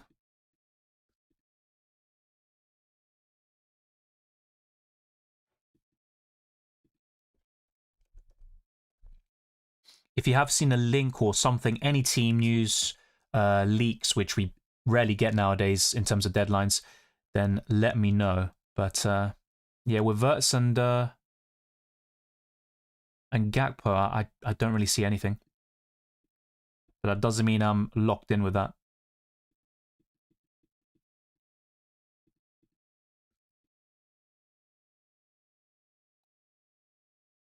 I mean, look, a lot of Liverpool fans on Twitter do not want to see Gakpo start. And that's been a common theme all season. But yeah, apart from this Welbeck King route, something else I could do, and maintaining this sort of 3-5-2 structure, is to then go for maybe another Villa player. Obviously, in this case, I'd have to get rid of cash. 7.4 million and below. I'm looking at the options and I'm not really infused this week. I mean, Sar's not too shabby. Minter, they'd be two of the standouts, but yeah, I'll be honest with you, I think Welbeck is the most likely. And even against Forest, I'm not that sold on it. Gibbs White, for some people, would be a shout. He is an injury doubt, but yeah, by selling Gakpo, I think that would kind of push me towards a 3-4-3 with Danny Welbeck. I just don't like the others. I mean, Dango Ouattara is decent, but I've got 3 Brentford players already. So I think this could work fairly well. And with 0.5 million, I can upgrade Mukiele to Danso. Or even Esteve. I mean, it's not really that important, really. But yeah, maybe I'll do that. And then I've got 0.1 million in the bank. So that could be my final free hit squad. It's not completely locked in, but yeah, of course, there are a few kind of iffy things about it. Double Villa defense, triple Villa in general, free Brentford, and of course the free City burned me on the limit list. They all got benched alongside Emre Can and Bellingham. I mean, that was a horrendous match day when it came to rotation. So hopefully we can avoid that in the years to come for both FPL and UCL fantasy. But you're always going to get those stinkers, unfortunately, from time to time. I appreciate the insight, mate. Keep it up. Thank you, Nesquik. I appreciate the Nesquik. Haaland or Thiago for captain? Haaland, but Thiago is second in my list. Yep. I think Kusanov starts, not Nunes today. That's the thing with Nunes as well, with the quick turnaround in matchday 14. Nunes is first choice, but you couldn't guarantee he starts 30 plus Premier League games. Yeah, I'll show you the clean sheet odds and stuff in a minute. I'm also going to go through all the graphics again for people who are watching a little bit new, but kind of going through them maybe a little bit quicker, let's say, summarizing the key details. Baraf puts his free at team. Martinez, Milenkovic, Cash, Munoz, Cherki, Foden, Rogers, Salah, Sharda, Thiago, Haaland. It's a good squad. You've got a few differentials, which I like, but just from my perspective, I don't think either Brighton or Nottingham Forest will keep a clean sheet. So I'm not a big fan of the Milenkovic pick, but that's just my opinion. With Cherki, I could see that working very well. And having 2 City midfielders and triple City attack looks quite promising. Which three to start? O'Reilly, Van der Ven, Virgil, Timber, Cucurella. I will just bench the Arsenal and Chelsea defenders here. It's close between Timber and Van Dijk, to be fair. It is close.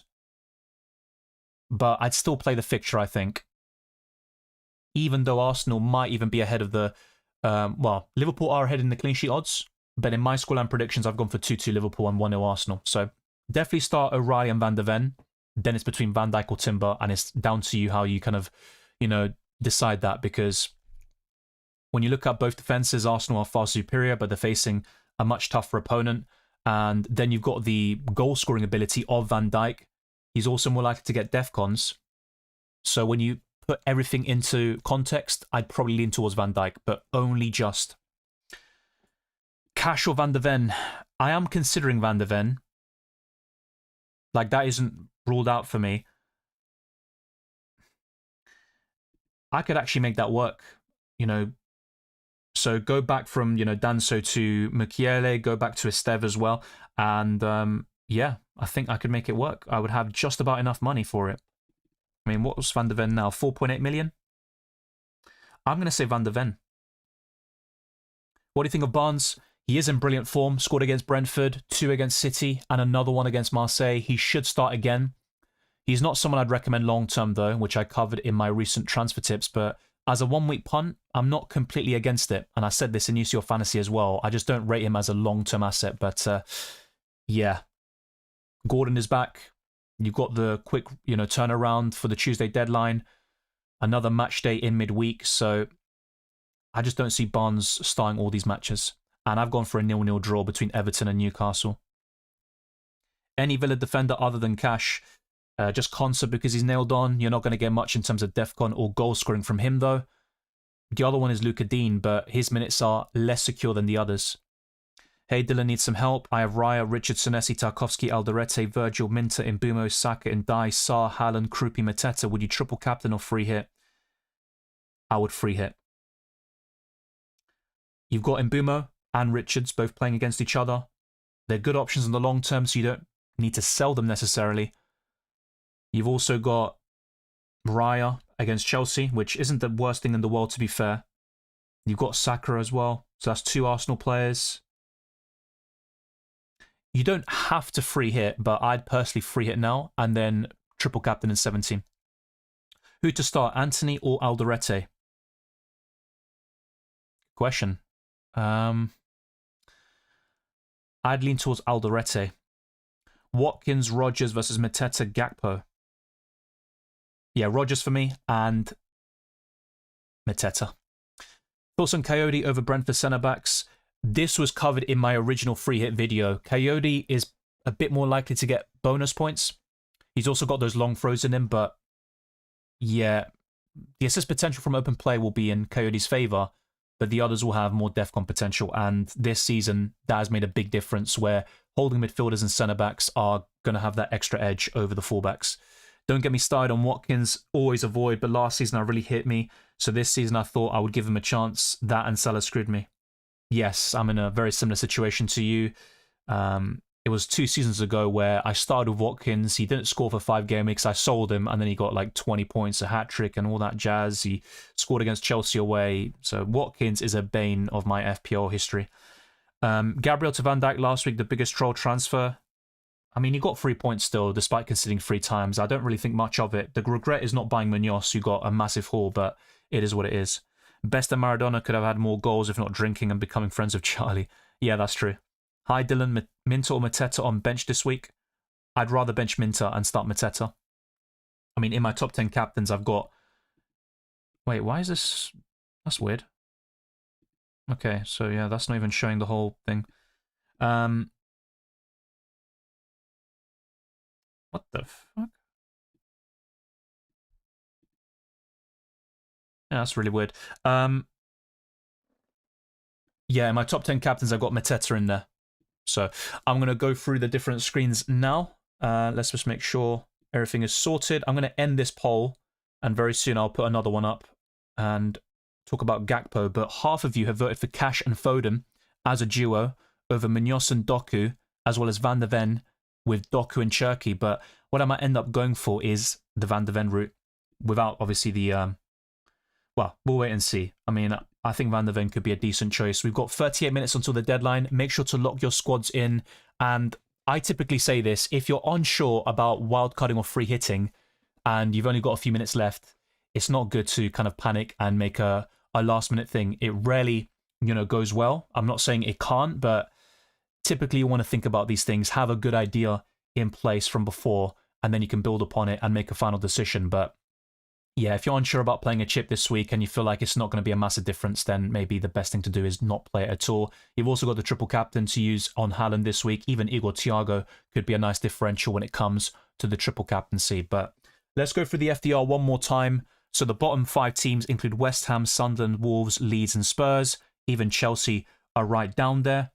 And looking at the top of the Premier League table when it comes to these fixtures coming up until Game Week 18, we have Liverpool, Man City, Bournemouth, Newcastle, Brentford and Arsenal in the top 6.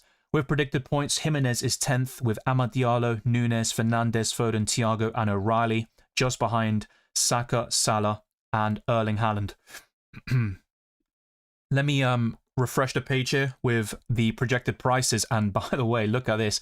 Haaland is going to go up in price again to 15 million. Ruben Dias, Barnes, Cash, Neto, Keane, Lacroix, Rodgers, Martinez, Eze could all rise again. The same goes for Thiago, Tavernier, Schade and Foden. But it's also worth mentioning that a lot of free hits and wildcards are being deployed. So some of these stats could be a little bit inaccurate. And that is always a common theme when it comes to these price changes. With the falls, there could be Okafor, Zubimendi, Kevin, Grealish, Diakite, Salah, Struijk, Yoro, Diouf, Reinders, and many other players like James, Strand-Larsen, Laurent, Wright, Dibbling, De Kuyper. There's a lot of players in here. Meslier. Yeah, the list goes on and on. And it ends with Setford. I mean, yeah, not all of these will happen, but it's worth having this in mind when making your transfers, and some of you will be chasing team value at this stage of the season. I'll compare the stats once again between Welbeck and Thiago. They're both right up there amongst the best forwards in FPL with Mateta and Haaland, but I would put Thiago ahead.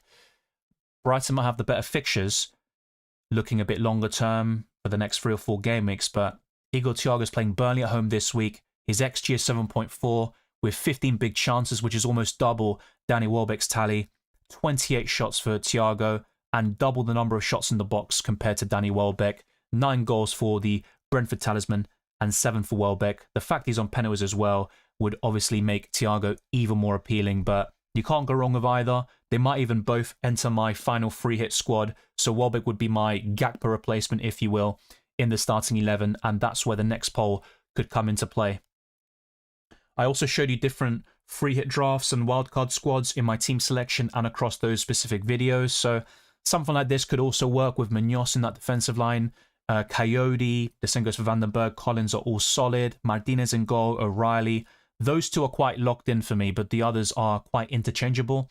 Salah, Rodgers, Schade, and one of Doku or Foden is also fairly locked in. And then this front three of Thiago, Haaland, and Welbeck. You could also turn this into a 3-5-2, downgrade Welbeck to Martin Guiu, and then go from King to Gakpo as one example. Dubravka, Danso, King, and Esteve on the bench as enablers and facilitators could also work well. But you want to have more squad depth on a wildcard with the Christmas period coming up. And that's why it's important to have more options at your disposal so you can make substitutions or at least be in a position where if you have an injury, suspension, or player missing out, then yeah, this could also do the trick for you in December. So be very mindful about that. You've got a few of the kind of template picks in here, like in Bumo, even Declan Rice to a certain extent. This front three has been template for a few weeks now, but if you actually watch my videos for the last couple of months, I talked about going for Mateta, Haaland and Thiago since September. So I've been talking about this for quite a while now, and that would have put you ahead of the curve. Ryan Dubravka, probably the best goalkeeper combination. I know some people might want a cheaper option as your main, goalkeeper. And if you want a rotation pair, maybe you want to consider Brentford and Brighton with a Bruggen and Kelleher. But I think Munoz or any Palace defender would be fine. The Colombian is my preference. Cash, O'Reilly, Timber and Mukiele is a solid defensive line. You've got differentials like Minter in there still, and Morgan Rogers, who aren't just good for Game Week 13, but also in the long term. And Declan Rice and Bruno Guimaraes are as solid as they come. With FPL Challenge, I won't focus on this too much because I can do that after the deadline has passed, but this week is called Out of Possession. You get 1 point for every recovery. Martinez, Keane, Lacroix, Caicedo, Haaland captain and Thiago is what I've currently gone for. Maybe I'll go for something a little bit different with the captaincy and change one player, but yeah, I think this week it's all about those recoveries, and an extra midfielder or defender could do the trick. So with the team selection graphics, I already showed that earlier and in that team selection podcast, but I want to go through my scoreline predictions and all this one more time. Brentford 2, Burnley 0, Man City 3, Leeds 0, Sunderland 1, Bournemouth 1, Everton 0, Newcastle 0, Tottenham 2, Fulham 1, Crystal Palace 1, Man United 1, Aston Villa 3, Wolves 1, Nottingham Forest 2, Brighton 1, West Ham 2, Liverpool 2, and Chelsea 0, Arsenal 1, but that's not going to be an easy game for either team. So I did highlight West Ham in terms of their team weakness on the right-hand side, and one player who could benefit greatly from that is none other than last season's highest scorer, Mohamed Salah, and I think the heat map perfectly aligns with the chances West Ham are conceding. But you can also see here the clean sheet odds. Man City are top with a 54% probability against Leeds. Villa and Brentford complete the top three, and there's a massive gap between them with Liverpool, Tottenham and Newcastle. In last place, unsurprisingly, is Leeds against Man City away. And with my top 10 captains, this will provide you an insight into some of my decisions when it comes to picking one player over the other. Mateta is 10th, Welbeck is 9th, with Saka, Watkins and Doku just outside the top 5. That includes Rodgers, Foden, Salah, Thiago, and I still think Haaland is number 1. And if you've got the triple captaincy, you can use it this week or in 17 when Man City host West Ham.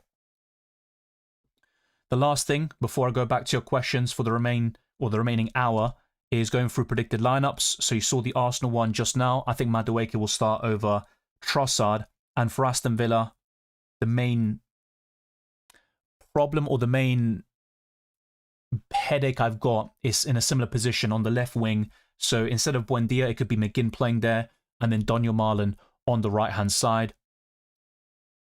With Bournemouth, despite Semenyo being yellow flagged, I think he will start. So not many surprises there. And Brentford should play a 4-2-3-1 again. If they do shift to a back 5, Dango Ouattara is the most likely to drop out. And we're now on to Brighton with a similar formation, this 4-2-3-1, and Danny Welbeck and Minter are the standout options.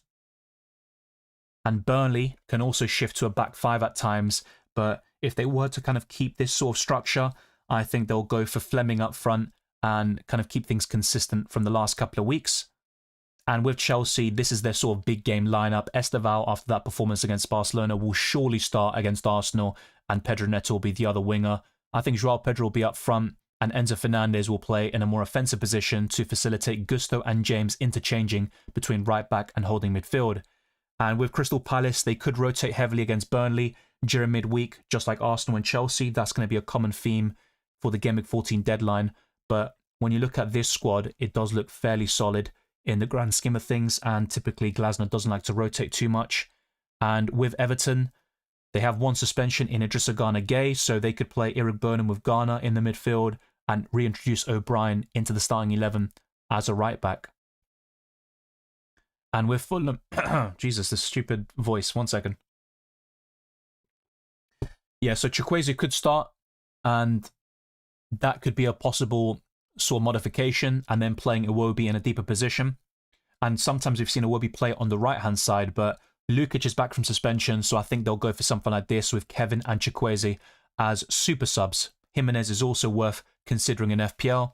And with Leeds United, they've got 2 injuries in Longstaff and Stack, so Gruev and Tanaka should replace them in the midfield. Their next 3 fixtures look horrible.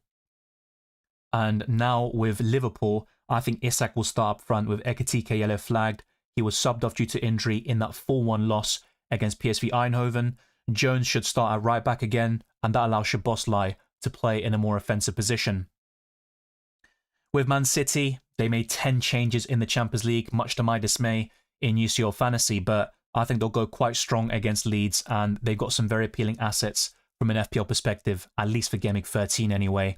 And with Man United, Cunha is out with that sort of freak injury he suffered last week, which I covered in a reaction stream. It's kind of weird how the news broke out from a sort of charity events page, which broke the news. But Xerxes could play up front. They also have the possibility of playing Mbumo there, and then Amad Diallo further forward, and that would allow them to play Mazraoui or Dallo on the right wing-back position and Dorgu on the left. So they have a few options there. And with Newcastle United, they could also play a back 5 to find a way to shoehorn Dan Burn in, but I think they'll stick with a 4-3-3 and have Livramento and Hall as the fullbacks. Ramsdale could also replace Nick Pope in goal, by the way, and Nottingham Forest have 2 yellow flag players in their starting 11, or my predicted starting 11, but I think Murillo and Gibbs-White will start yet again. Sunderland should make 1 change in Alderete to replace Gertruida. The rest should be unchanged. And And with Tottenham Hotspur, Danso will replace the suspended Christian Romero. And they also have the possibility of playing Richarlison alongside Colomwani. But I think they'll go for something like this and keep one of the strikers as a super sub. And we're now on to the last two teams. Lucas Paqueta is back from suspension. He will start. And despite Fulkrug nearing a return, with the recent goal-scoring form of Callum Wilson, he should get the nod up front. And Somerville is doubtful, so I think Guilherme will start in back-to-back games. And finally, we're on to Wolves, who have been so difficult to predict all season. A 3-5-2 is likely, and I think they'll make, well, just one change in Bellegarde in the midfield. Everything else should be quite stable from now on under Rob Edwards.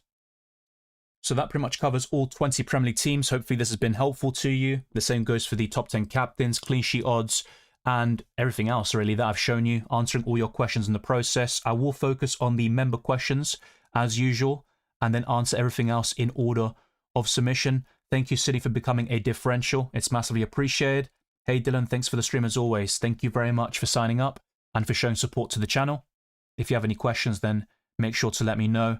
And also big up to Awali. As he says, subscribe to the channel and like the stream. The aim is to get to 200 by the end of the Gameweek 13 deadline. Goldhead says, I really want to go Doku, but his minutes concern me. Despite that versus Leeds after a loss midweek, I feel he starts. I think that applies to a lot of players though. Even Foden to a certain extent, and certainly Cherky, who is exciting, but his minutes are very much all over the place actually. So yeah, I have some doubts about the Doku versus Foden debacle. It's kind of similar with the Bellingham Vinicius one in UCL Fantasy, which went the other way. Also McTominay and stuff like that. So yeah, it's similar vibes. What about Haaland triple captain? I mean, I've been saying this very consistently in this stream and throughout the week. It's a great opportunity to do so. But if you've also got the free and wild card, it's a team dependent thing.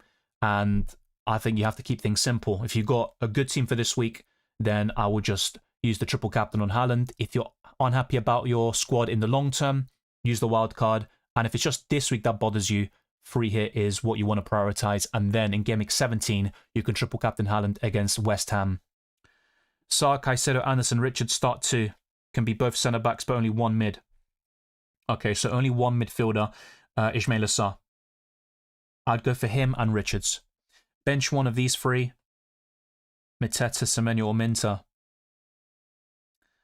I would bench, I think, Minter here. Very close between him and Semenyo. Yep, Haaland triple captain for me. Tarkowski or Senesi. Sunderland away is hard, so I am wondering. I'd go for Tarkowski this week. Dango versus Marlin this week on a free hit. Dango Ouattara. Have the same back three as you, but Van Dijk as first bench in case we get peppified. It's good to have that sort of squad depth just in case, so yeah, that really caught me off guard in UCL Fantasy. I saw murmurings of them rotating heavily, but I didn't expect that level. No leaks, I think, from what I've seen. It's been a while since we've had leaks. Munoz, Van der Ven, Doku, or Van Dijk, Richards, Enzo long term. Yeah, long term, I would go for the first trio, actually. Is it worth getting one of Mateta or Voltemada out for Thiago now? Possibly Voltemada out, but not for a hit. Who to play? Senesi, Burn, Van der Ven. I mean, am I picking one or what is it? But probably Van der Ven. Tempted to do triple captain on Thiago over Haaland. I've seen a few people do that, and it's definitely a differential play. For those thinking triple, is it good? West Ham game Wan-Bissaka and Diouf won't be there. That's a good point. And West Ham are shambolic defensively anyway, and their record against Man City is woeful. So, not a bad shout. Yes, obviously you said this a few minutes ago. We've now got 24. What about Haaland triple captain? Yeah, covered. Do I start Reinders or transfer him out for an alt? I'd sell him if you can. Even Elliot Anderson would be a great replacement and a significant upgrade at this moment in time. Thank you, Ignacio. Yeah, the free is active for me. And now it's about fine-tuning a few things. Is it worth getting one of Mateta? Yeah, I covered that. Try not to repeat the same question. I would appreciate it. I will argue that Rice might be a better option than Saka. My hot take. Well, he's definitely offering better value. I think that's a fair point. I have quite a few 50-50s on free hit. Sharda and Cash versus Munoz and Dango, and then Gakpo versus Mateta. I'm in a similar boat to you. With the things you've said, I would prefer I think Munoz and Dango, assuming that you've got Emi Martinez as your goalkeeper. Gakpo, Mateta. Yeah, Mateta if you can. Start Enzo or Saliba. Probably Enzo because you've got another Arsenal defender or Raya in goal already. What about Isak? Yeah, it's just he's been woeful, so it's hard to kind of trust him. I know Salah's been woeful as well, but I mean, Isak hasn't scored a Premier League goal for Liverpool yet, which is insane. Sell Semenyo or hold? I think he's still a hold, but I understand the temptation to sell him, for sure. Yeah, with Semenyo, Iraola said that they were doing training yesterday. They'll see how he is, but he should be in contention, and he's got a chance of featuring today. So the comment was quite positive. I read it out earlier. I would anticipate he starts. Thanks as always, Dylan. Off to work. Best of luck this week. You too. I wish you the best. I mean, Saka has been considered. He's in my top 10 Camsey options, but I wouldn't prioritise him over Salah. Not this week. Thank you, United Sam. Thanks for all the info, man. Always appreciated. And yeah, I appreciate your feedback and all the best of luck. So yeah, right now I'm still seeing people ask about leaks. I've got no leaks. I haven't seen anything. And in general, I mean, correct me if I'm wrong, but I haven't seen anything kind of fly around for quite a while now, actually. But yeah, we are on 132 likes. Let's get that up to 150 at the very least, and then push on. Also subscribe, hit the notification bell, all that good stuff. But for the remainder of the stream, I'll be locking in my squad because I don't want to leave anything kind of, yeah, no stone unturned. Let's put it that way, because there is a possibility for a high-scoring week here, and some of them will be down to 50-50 calls. So let's see.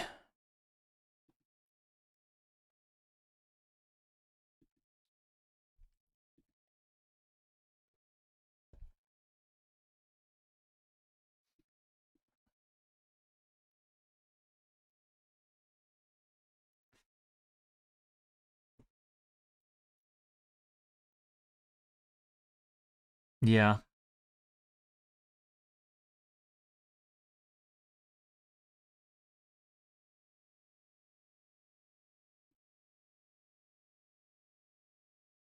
I'm still looking at Twitter and I see nothing.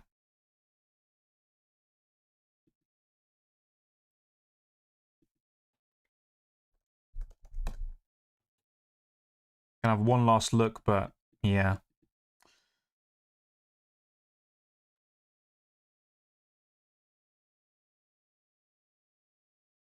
Yeah, absolutely nothing. If you see a link, drop it in the live chat and I'll go through it as well. Verbruggen or Petrovic? Probably Petrovic. O'Reilly or Nunes on the wildcard? O'Reilly. Bruno Guimaraes or Esteval? Bruno Guimaraes. Hi Dylan, thank you for always doing good content. Start two of Caicedo, Tarkowski, Senesi or Chow? I'd go for Chow and Tarkowski. I've gone for a 0-0 draw, so it's based on that prediction. The one who's most likely to get you something, so 4 points or above, is Caicedo. So he's a sort of player that I don't mind starting in a game like Arsenal. Start Dewsbury Hall or Minter? Minter. Sell Semenyo or hold? Yeah, covered. Thank you very much. And also to Lager for moderating the chat. Why Doku over Foden? It's a budget thing. I mean, Doku has been more consistent this season, to be fair. So in terms of goal scoring, Foden is more reliable. But yeah, when it comes to the Premier League, I think Doku has been significantly better. I would be tempted to stretch to Foden though, and that does require a change elsewhere. But yeah, you're asking me this question even though Foden is on screen, which I do find surprising. Unrelated to FPL, but what is going on with Leicester? 3-0 down to Sheffield United in 30 minutes and 15th in the league. Yeah, sometimes when a team goes down to the Championship, it's like a domino effect and it spirals out of control where they really struggle to even stay up in that division. I mean, we saw it with Luton Town fairly recently. Should I take a hit to replace Semenyo? Tengo 8.7 millones. No, not for a hit. Start Van Dijk or Calafiori? I'm going to say Calafiori. Look, Van Dijk has the better fixture. He can score. I mean, I covered this question earlier with Timber, to be fair. So, just to break it down, I think Arsenal have the better chance of a clean sheet, despite facing Chelsea, who are right now the second best team in the league. But Van Dijk has the better fixture. He's got DEFCON potential and he can score from set pieces. I know Calafiori has something about him, good finisher, but Van Dijk will probably score more goals anyway. So when you factor everything in, I will say Van Dijk. And on a free hit, you know, one of the main temptations or one of the main reasons is to avoid Chelsea Arsenal players, and then you kind of shift towards players with good fixtures on paper like Van Dijk. So I'm going to go for the Dutchman, but it's very close. Bench 1, Richards, Mukiele, Timber, already playing Raya. I definitely start Richards. From the other two, it's close, but I'd probably go for Mukiele then and diversify things. Love FPL, but adore UCL Fantasy. Yeah, we're getting a lot of love for UCL Fantasy in this stream, which is fair enough. I mean, look, this week I've done really badly in UCL Fantasy, but it's still my favourite out of the two. Best defender long term, Durin Timber and Munoz. It's going to be one of those two. Probably Timber, because there's also the suspension risk for the Colombian. Thoughts on Coyote over Brentford centre-backs? You did ask this question earlier, mate, but look, both Collins and Van den Berg are better for DEFCON than Coyote is. Collins got 2 goals and 7 assists last season, so he does have something about him when it comes to goal contributions, but there's not much between all three of them in the grand scheme of things. Hey Dylan, bench 1, Mateta, Minter, Sar, Semenyo. From those 4 players, it's very close, but I might lean towards Mint on the bench. Well, my free hit is locked in, yes, but is this squad absolutely, you know, set in stone? No, but I have activated the free hit, as the title suggests. Bench 1 of Timber, Van Dijk, Chris Richards, and play Enzo or Elliot Anderson. I'd play Elliot Anderson, and from the other question, reluctantly, yeah, I'd bench Chris Richards here. I prefer Gakpo over Szoboszlai for Gameweek 13 specifically, but a lot of Liverpool fans want him benched. A perfect addition to FPL would be game day subs for late matches if players do badly. Yeah, I think so too. And that encourages people to think a bit differently. So by having a bigger squad, because you want to make substitutions, it means you go for different players within your starting 11 to then fund that squad depth on the bench, which in turn means the template is broken up a little bit and you get a more diverse game, which is what we see in the earlier stages of UCL Fantasy. Donnarumma or Diaz, as well as O'Reilly. I'd probably Donnarumma. Thoughts on having 8 good attackers? I think for the Christmas period, that's very important. Yeah. As I just said, Ferguson, no, my team isn't locked in. I'm still fine-tuning a few things. I'm going to answer a few more questions and then lock it in. So I'm going to focus on the channel members first and then get straight to work with, you know, finalising this squad. My free hit team is Martinez, O'Reilly, Cash, Coyote, Salah, Foden, Gakpo, Shada, Rodgers, Haaland, Thiago. Thoughts? Well, I've got a few concerns myself in terms of, you know, Gakpo versus Welbeck. And then when it comes down to that 5th midfielder to replace Gakpo, I'm not entirely sold on the other options because in isolation, I just say, yeah, Doku, but you've also got O'Reilly, Foden, and Haaland, so that means selling one of them. So I think it comes down to the formation. Do you go for Gakpo or Welbeck? And that's what could really play the biggest part there. So yeah, Coyote versus Collins and Van den Berg is also close. Double Villa defense makes sense this week, but I'm still a little bit conflicted about it, to be honest. I think Wolves could score, but I like the free hit team. I'm going for something similar, but just a few things to think about with the Gakpo and the third forward situation. Who's the best 4.6 million or below defender to have as first on the bench? Probably Danso from Tottenham Hotspur. Yeah. He's going to start over Romero, who is suspended.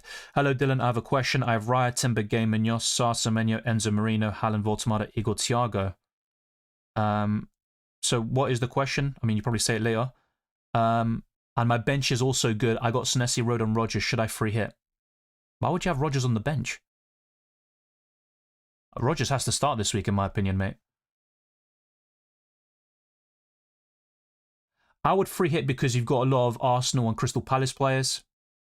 You've also got Enzo Fernandez in your starting 11, although you could just bench him for Rodgers, which makes a lot of sense. But I think a free hit would actually help you on paper. That's just my opinion, though.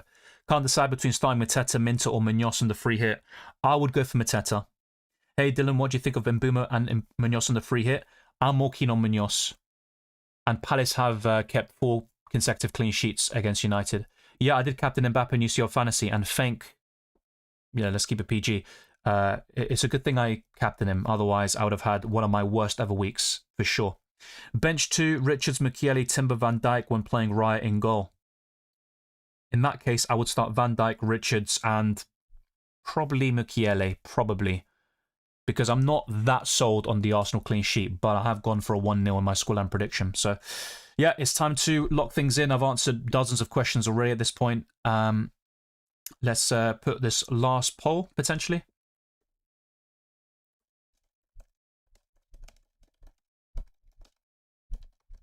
So let's put Gakpo, Welbeck.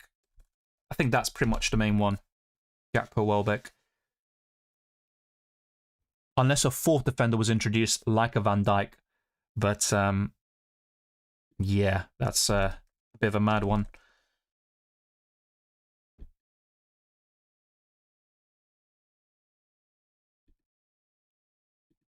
Okay, so now it's just about fine-tuning this and building this squad. I could go for Collins over Vandenberg, which would mean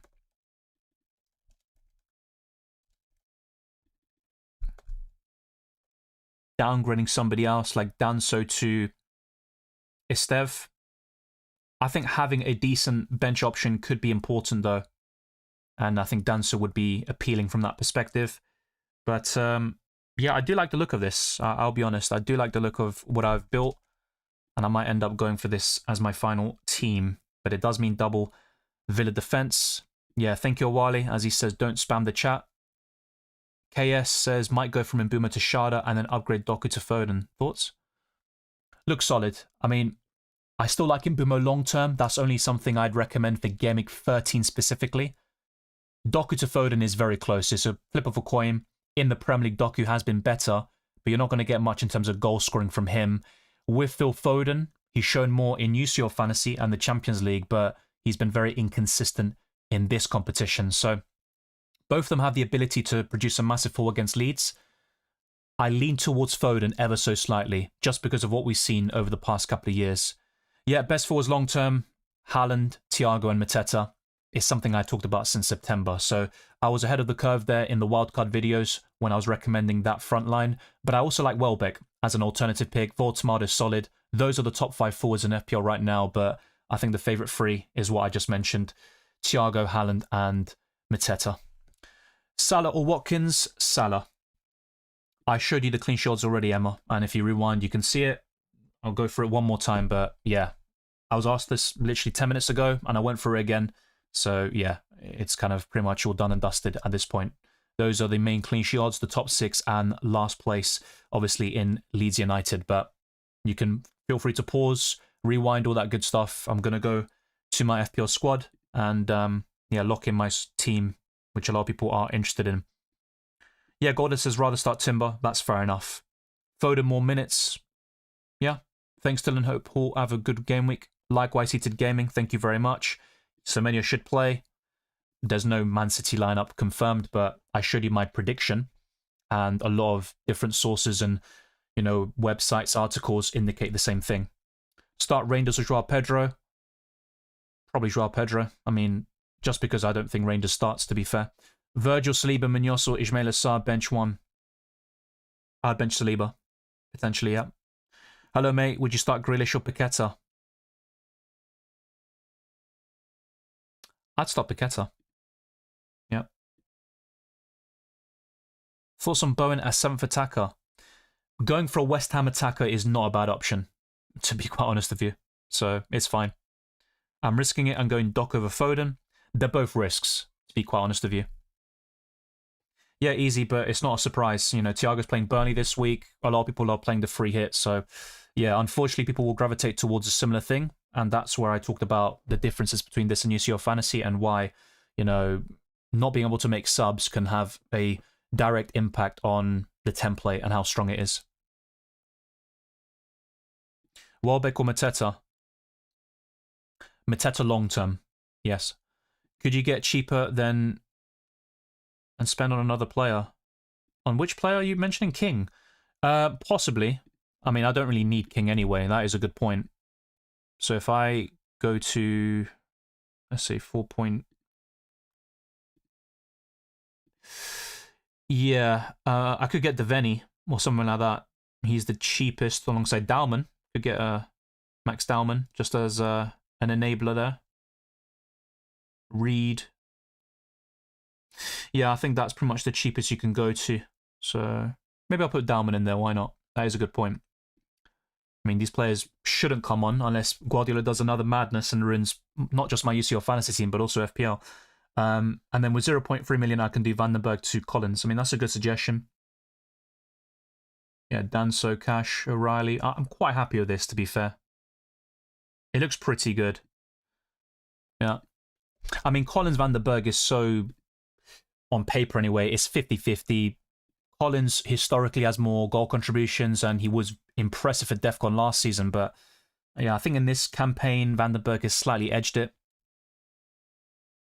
Yeah, no, I'm not sure why, Wiley. It's been all over the place today, that thing. So I haven't done anything different. So it just stopped working, basically.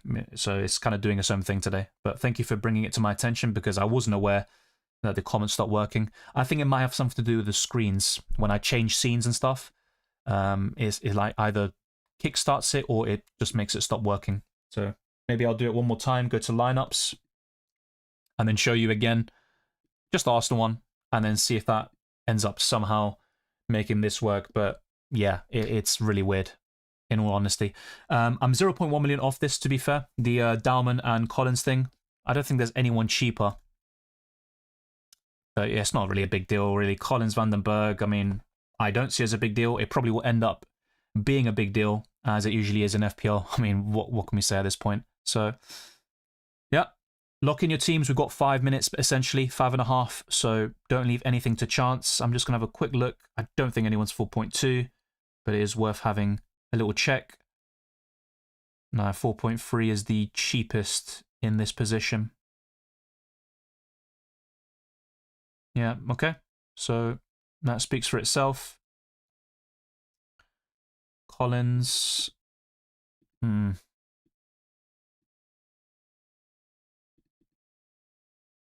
Oh, wait, what the hell? That's really weird. Okay. So yeah, I think what I'm going to end up doing is going for Foden and Cash. And yeah, I'm just going to bring in King. It could also be 4.3. It doesn't really matter at this point, but yeah. Esteve, Munoz, Gakpo, Doku, and Guiu out for Danso, Cash, King, Foden, and Welbeck. Yeah. It is what it is at this point. That's probably my last, or my final team. Welbeck will come in for King. Danso first sub, and Mukiele on the bench. So I've got a bit more squad depth. Ultimately, it's all about the starting 11, but yeah, with possible rotation, it's always nice to have a decent bench option when possible. I feel like I've got 2 of them. Thiago Vice, Haaland captain, pretty standard stuff, and I don't see anything else really changing. Just for those that maybe are a bit OCD when it comes to FPL, this is going to work. Would be very stupid if I bench one of these players just because of this, but yeah, let's make sure it's all color-coded the right way. And yeah, who even cares? But there you go. I think some of these will lead to massive swings, if I'm being honest with you. It might not seem like it on paper, but I've played this game for many years now, and that's the nature of the beast. Bench Rob, Pedro, Enzo. I'd bench Enzo Fernandez. Dylan Mukiele to a cheaper defender gives you extra money. Yeah, Mukiele to Esteve, that is true. I'm just not like I'm not that bothered about Collins Vandenberg anyway. I just think in terms of goal contributions, Collins is a little bit more likely. That could be a flip of a coin, to be fair, but I appreciate the suggestion. I think Dancer would be enough coverage anyway, so that is a fair point. It's a very good suggestion. I might end up doing it as a late change. Guys, subscribe to the channel and like the stream too. Thank you, Awali, again. I don't know who to start now. Dalman, Van der Ven, and Cash on the bench. Depends on using your starting 11, Twisted, but yeah, it's a tricky one. In terms of the clean sheet odds, it would suggest Matty Cash as Villa are second. I know it sounds boring, but do you think Anderson at Forest is a decent pick? Yes. Not necessarily on the free hit, but on the wild card or long term, I think so. Yeah, Tronix, I think I will. But once again, Collins, Van den Berg, take your pick. This was my squad at the beginning of the stream with Munoz, and maybe he'll end up doing well. Same goes for Gakpo and stuff like that. But yeah, I think Mukiele to Esteve, and then Van den Berg to Collins. Something like that could work. And we'll see how it goes in the end. So let's refresh that and have the transfer section ready just in case. But yeah, that could work. Make sure the bench order is correct. You've captained the right player. If you are free hitting or wildcarding, make sure the chip is active. You don't want to be taking massive hits for no reason. That's always very important. So there we go. Martinez, Cash, O'Reilly, Collins, Rogers, Foden, Salah, Schade, Welbeck, Haaland captain, and Thiago as the vice. Dubravka, Danso, Esteve, and King. So there you go. That could be the final squad. Yeah, it is essentially locked in, I think. Do you think leaks are true? Reinders starting? Yeah, well, as soon as I free him out, the absolute twat. I mean, that would be over Cherky, though, most likely. I mean, if it's Foden missing out again, I don't even know what to say if that were to happen. Because I also had him in UCL Fantasy and Foden was benched, so yeah, maybe I'm signing up for the same pain again. All of us free hitters need a Haaland blank now. Yeah, well, for those that are captaining or triple captaining Thiago, if Haaland blanks, you'd be very happy with it, even if you have the Norwegian in your squad. It's all about effective ownership. Hey, Dylan, is no playing bench on free hit too risky? It's a little bit risky, especially what we saw in midweek with the Man City lineup making 10 changes. I think they'll go strong and with that sort of starting 11 when you expect, but there are rumours, it looks like in the chat anyway, of Reinders starting, and that would likely be over Cherky, but I couldn't really guarantee you either way. But I showed you my predicted City lineup. I think Doku and Foden will start. Let's wait and see if they get the nod. I can do Van den Berg to Van Dijk, but have to downgrade all my bench defenders to 3.8. I will just stick to Van den Berg, to be fair. And I think Brentford have a better chance of a clean sheet. In fact, in the clean sheet odds I showed you, Brentford were 3rd and Liverpool were 4th. Best goalkeepers long term, Raya, Sanchez, and maybe Donnarumma. And I think Raya is the best one. We've literally got 15 seconds left. Lock in your teams. I can't stress that enough. Gakpo does lead the vote now, which is interesting, but I sold him. So, yeah, we'll see how that pans out. I've gone for Welbeck. Van Dijk is last in this. And, yeah, we are locking in any second now. So, that's it. It's all out of our hands now. All we can do is pray for some results and getting some big points in Gameweek 13. All the best of luck to everyone. I appreciate the votes as well in the polls, all the new members, subscribers, likers, and commenters. You're massively appreciated. Let's grow the channel even further. 38k is the next big goal, and I appreciate the 150 likers or so. I believe we hit that. So big up to you. And yeah, also join my Discord server. Check out Twitter, Instagram, Blue Sky. And I also do reaction streams. If you want to see one today, let me know in the live chat now and show support with all these means. You know, on Spotify, leave a 5-star review. You can also watch my content there and join my Discord server, the FPL and FPL Challenge Leagues as well. So I'll be going live for just a few more minutes, answering questions and stuff like that. But yeah, I appreciate all the support, and let's now relax and enjoy the rest of our weekend. Start Barnes or Munoz. I would have gone for Munoz. Hi, Dylan went with Watkins and Kelleher. All the best to you. I mean, ultimately it's quite similar.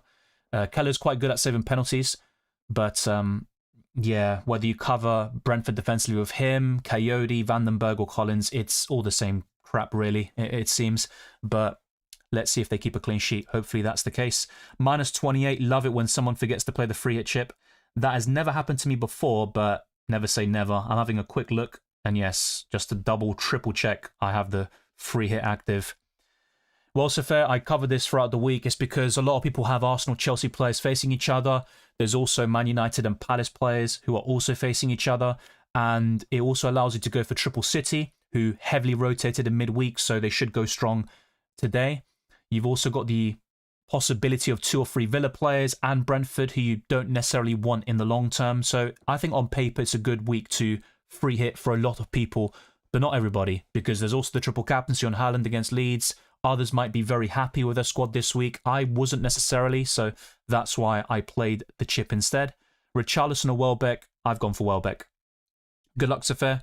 Triple captain Rodgers or Haaland? Definitely Haaland. I've activated free hits as KS. Got Martinez, Van den Berg, O'Reilly, Salah, Foden, Schade, Rodgers, Haaland, Thiago, Welbeck. Yeah, I've got the same starting 11 except Collins over Van den Berg, but it's identical. Bit worried about City minutes. Aren't we all? I mean, I'm traumatized from midweek. I'm not sure if I should put more Villa-Brentford defenders. I'm not a massive fan of double Villa defense. And by the way, that's probably another difference in our squads. Right? So you got Van den Berg, O'Reilly. I don't know who your other defender is. You've only mentioned 2 of them, but yeah. Ultimately, we've got an identical starting 11. Hi, would you bench boost or suggest any changes? No, I would not bench boost that. You've got Darlow, who isn't going to start. You've got Krupi Jr., who could be a possible starter, but it's not guaranteed. I personally don't think he will. In my opinion, Williams won't keep a clean sheet against Brighton. Ndai's good. I mean, he could single-handedly carry your bench and outscore the bench boost I did a few weeks ago, which was horrible. But yeah, I think 2 or 3 of them don't look great. Which Igor to pick for my Igor pick this week? Igor, Julio, or Thiago? Definitely Thiago for me. Boring answer, but I think the right one. Thank you, Junior Gamer. Yeah, we are locked. Answer fair. I bench Semenyo and Senesi. Well, Sunderland are unbeaten in home matches in the Premier League this season, but Semenyo and Senesi are good options in their own right. Sonaldo says, I think I just missed the deadline. Well, it just went by, yeah, at 1:30 p.m. So you can figure out the timer now. It's all done and dusted 3 minutes ago. Yeah, that happens to the best of us. Well, I covered that already, Empty. I forgot to do my changes in UCL Fantasy second day. Missed out on Mbappe captain. That's a massive swing as well. 22 points as a baseline score. 4 goals to go clear of the Champions League goal-scoring charts with 9 overall. Thankfully, I made that change, but the rest of it was horrible, especially given the fact that some of my non-Limitless players, did very well, and they outscored my Limitless team, and the fact that on the Limitless itself, some 50-50 calls led to a 5-10 point swing individually, and that all would have added up to 100 plus quite comfortably. So, yeah, definitely a big disappointment, but it happens. The people champions this game week, Haaland and Thiago. Yeah, well, they're template, so unless you're in a mini league where some people don't own Thiago or they're captaining someone a bit different, you're not really going to feel a massive impact from it. I saved triple captain for Wolves, worst defense. That's fair. But then again, they have a new manager. They could improve by that stage, but it's still early on in the season. And Wolves had a similar situation last time out, where they were bottom after 15 games or something. They changed managers, and Vitor Pereira had a great immediate impact, but they also had better quality with Aït-Nouri, Semedo, and Cunha. I tried to free it twice, but the game wouldn't save on my phone. I decided to triple captain. Well, you need to make transfers to make the free hit active. Yeah, so that's the way it works, right? If you make a transfer already, then go to the transfer section and activate the free hit. It's locked in. So even without making a transfer, that should work. But otherwise, if you didn't do any changes, you have to go to the transfer section, click the free hit, and then confirm the transfers, and then your free hit locks in. Hopefully that makes sense. But the triple captain looks pretty good. My team is very similar to yours, except I went for Van der Ven. I was considering that, the Van der Ven route. I've got Danso on my bench, of course, but yeah, that makes sense. A double Villa defense is not really my cup of tea, especially long term, but hopefully they can keep a clean sheet against Wolves this week. The app used to make you, if you want to play a chip as you make transfers, it doesn't anymore. Be careful, people. Yeah, that is the case, and that's kind of what I was referring to just now. So if you make a transfer, let's say early in the week, like I did with Thiago, on the Wednesday, Thursday, then play the free hit on Friday night, which is my situation, then by just clicking the button on the transfer section, it confirms it, and you have no chance of going back. So yeah, as Twisted Parky says, very good advice. You can be caught out by that sort of thing. Thank you as well to Simon. Good luck as well to you. Next week, I'll pick the best Bruno, Santiago, or Hugo Bueno. Oh, sorry, Bueno. They both play in the same team. I mean, Hugo Bueno's not even starting right now. At least he didn't in the first game under Rob Edwards against Palace. Oh, sorry, I forgot. I put Munoz in my starting 11. That's fine. I had McTominay at least. I didn't. Forget to replace 2 injured players in UCL due to falling asleep and yet got the highest points. Sometimes it can work in your favour that way. I think Palace will do well against United. Remember the 4-0 and the win at Old Trafford. Well, it's 4 consecutive... Actually, no, sorry. Well, 4 consecutive games without conceding against United. So I think 3 wins and 1 draw. Their recent record against the Red Devils is very impressive. Flipped a coin in the last 10 seconds for Doku Foden. Kept Foden, so hopefully he'll get some of his UCL form. Whenever I flip the coin has actually led towards the better player. So hopefully that's the case here with us, and we can enjoy some Foden returns, which I think I'm owed from what happened in UCL Fantasy early in the week. Just the Parky says, I've got Martinez, Casher, Riley, Munoz, Rogers, Foden, Salah, Schade, Welbeck, Haaland, Thiago, with Dubravka, Van der Ven, Vandenberg, and Dalman on the bench. That is a stacked 50-man squad, in my opinion. So I can see why you had concerns about your, benching headaches and stuff. But I think ultimately you've gone for a very solid platform, and hopefully Welbeck does the business for both of us. I've got 4 defenders injured for the upcoming UCL Fantasy Match Day, and I used both of my chips. Yeah, I don't have 4 injured players, but Ben Sabani will go off to AFCON. I've got Dumfries and Gabriel still in my squad. It was a disaster. I mean, ultimately, if I just replaced those 2 defenders, I would have been in a much better position. Are Wolves a team to target, but have players against the team? West Ham and Forest look to have momentum up now. We have to still wait and see how Wolves do in the future matches. I think they played okay against Crystal Palace, but there is a difference in quality. I wouldn't be going for any Wolves players, but in terms of targeting them as a fixture, yes, I'd still be doing that until, we see something change with a stable 11 and maybe some more consistency, improving on their defence, which has been a big issue this season.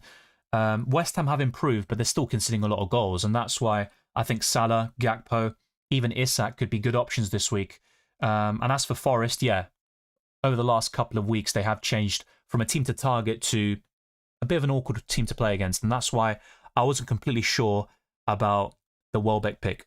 If that's the case, we need more coins. Let's start dipping. I'm guessing flipping. Is Juices empty? King is a play. Yeah, but he's fed on my bench. He's just an enabler. I could have gone for Dalman if I wanted even more money. Yes, I do play FPL Challenge. I'll show you that one more time. And all the graphics were shown multiple times as well throughout the stream. But this is my current squad. I've gone for some recovery players like Lacroix and Keane, Caicedo as well, with the template 2 forwards of Haaland and Thiago. But I think this week it does maybe lean towards an extra midfielder or defender to make the most of the out of possession challenge this week. I've got Emi Martinez in goal as well. Maybe I'll change that just to have something a little bit different. You can only pick 1 player per club. The budget is unlimited, and it's a 5-a-side in terms of outfield players, but you've also got a goalkeeper, making it 6 in total. Thank you to everyone who liked the video, subscribed, and all that good stuff. If you haven't done so already, you can still do it before the end of the stream. Hit the notification bell. And for those watching on the playback, all your support is massively appreciated. Follow me on Twitter, Instagram, and Blue Sky, DylanRCM, and check all the links in the description for my Patreon and the championships, further access to my videos, proud to add comments, amongst many other perks. My Discord server, the FPL and FPL Challenge Leagues, as well as Spotify, can also be found in the description. And I could see you tonight for a reaction stream. I'll keep you posted on it. And all your support goes to show that you want to see more content. Gameweek 14, of course, will be the next focus. We've got a Tuesday deadline, so they are coming thick and fast now in the Christmas period. And of course, the following week, I'll be covering UCL Fantasy once again with Matchday 6 content, the best Limitless and Wildcard squads, my team selection, and another hectic deadline stream. I'll see you very soon, possibly tonight, of course, and over the weekend and going into Tuesday, I'll be covering the team selection, potentially a transfer tips for Gameweek 14, and a best wildcard squad. Take care, enjoy the football, and I wish you the best of luck until the end of the season for FPL and UCL Fantasy.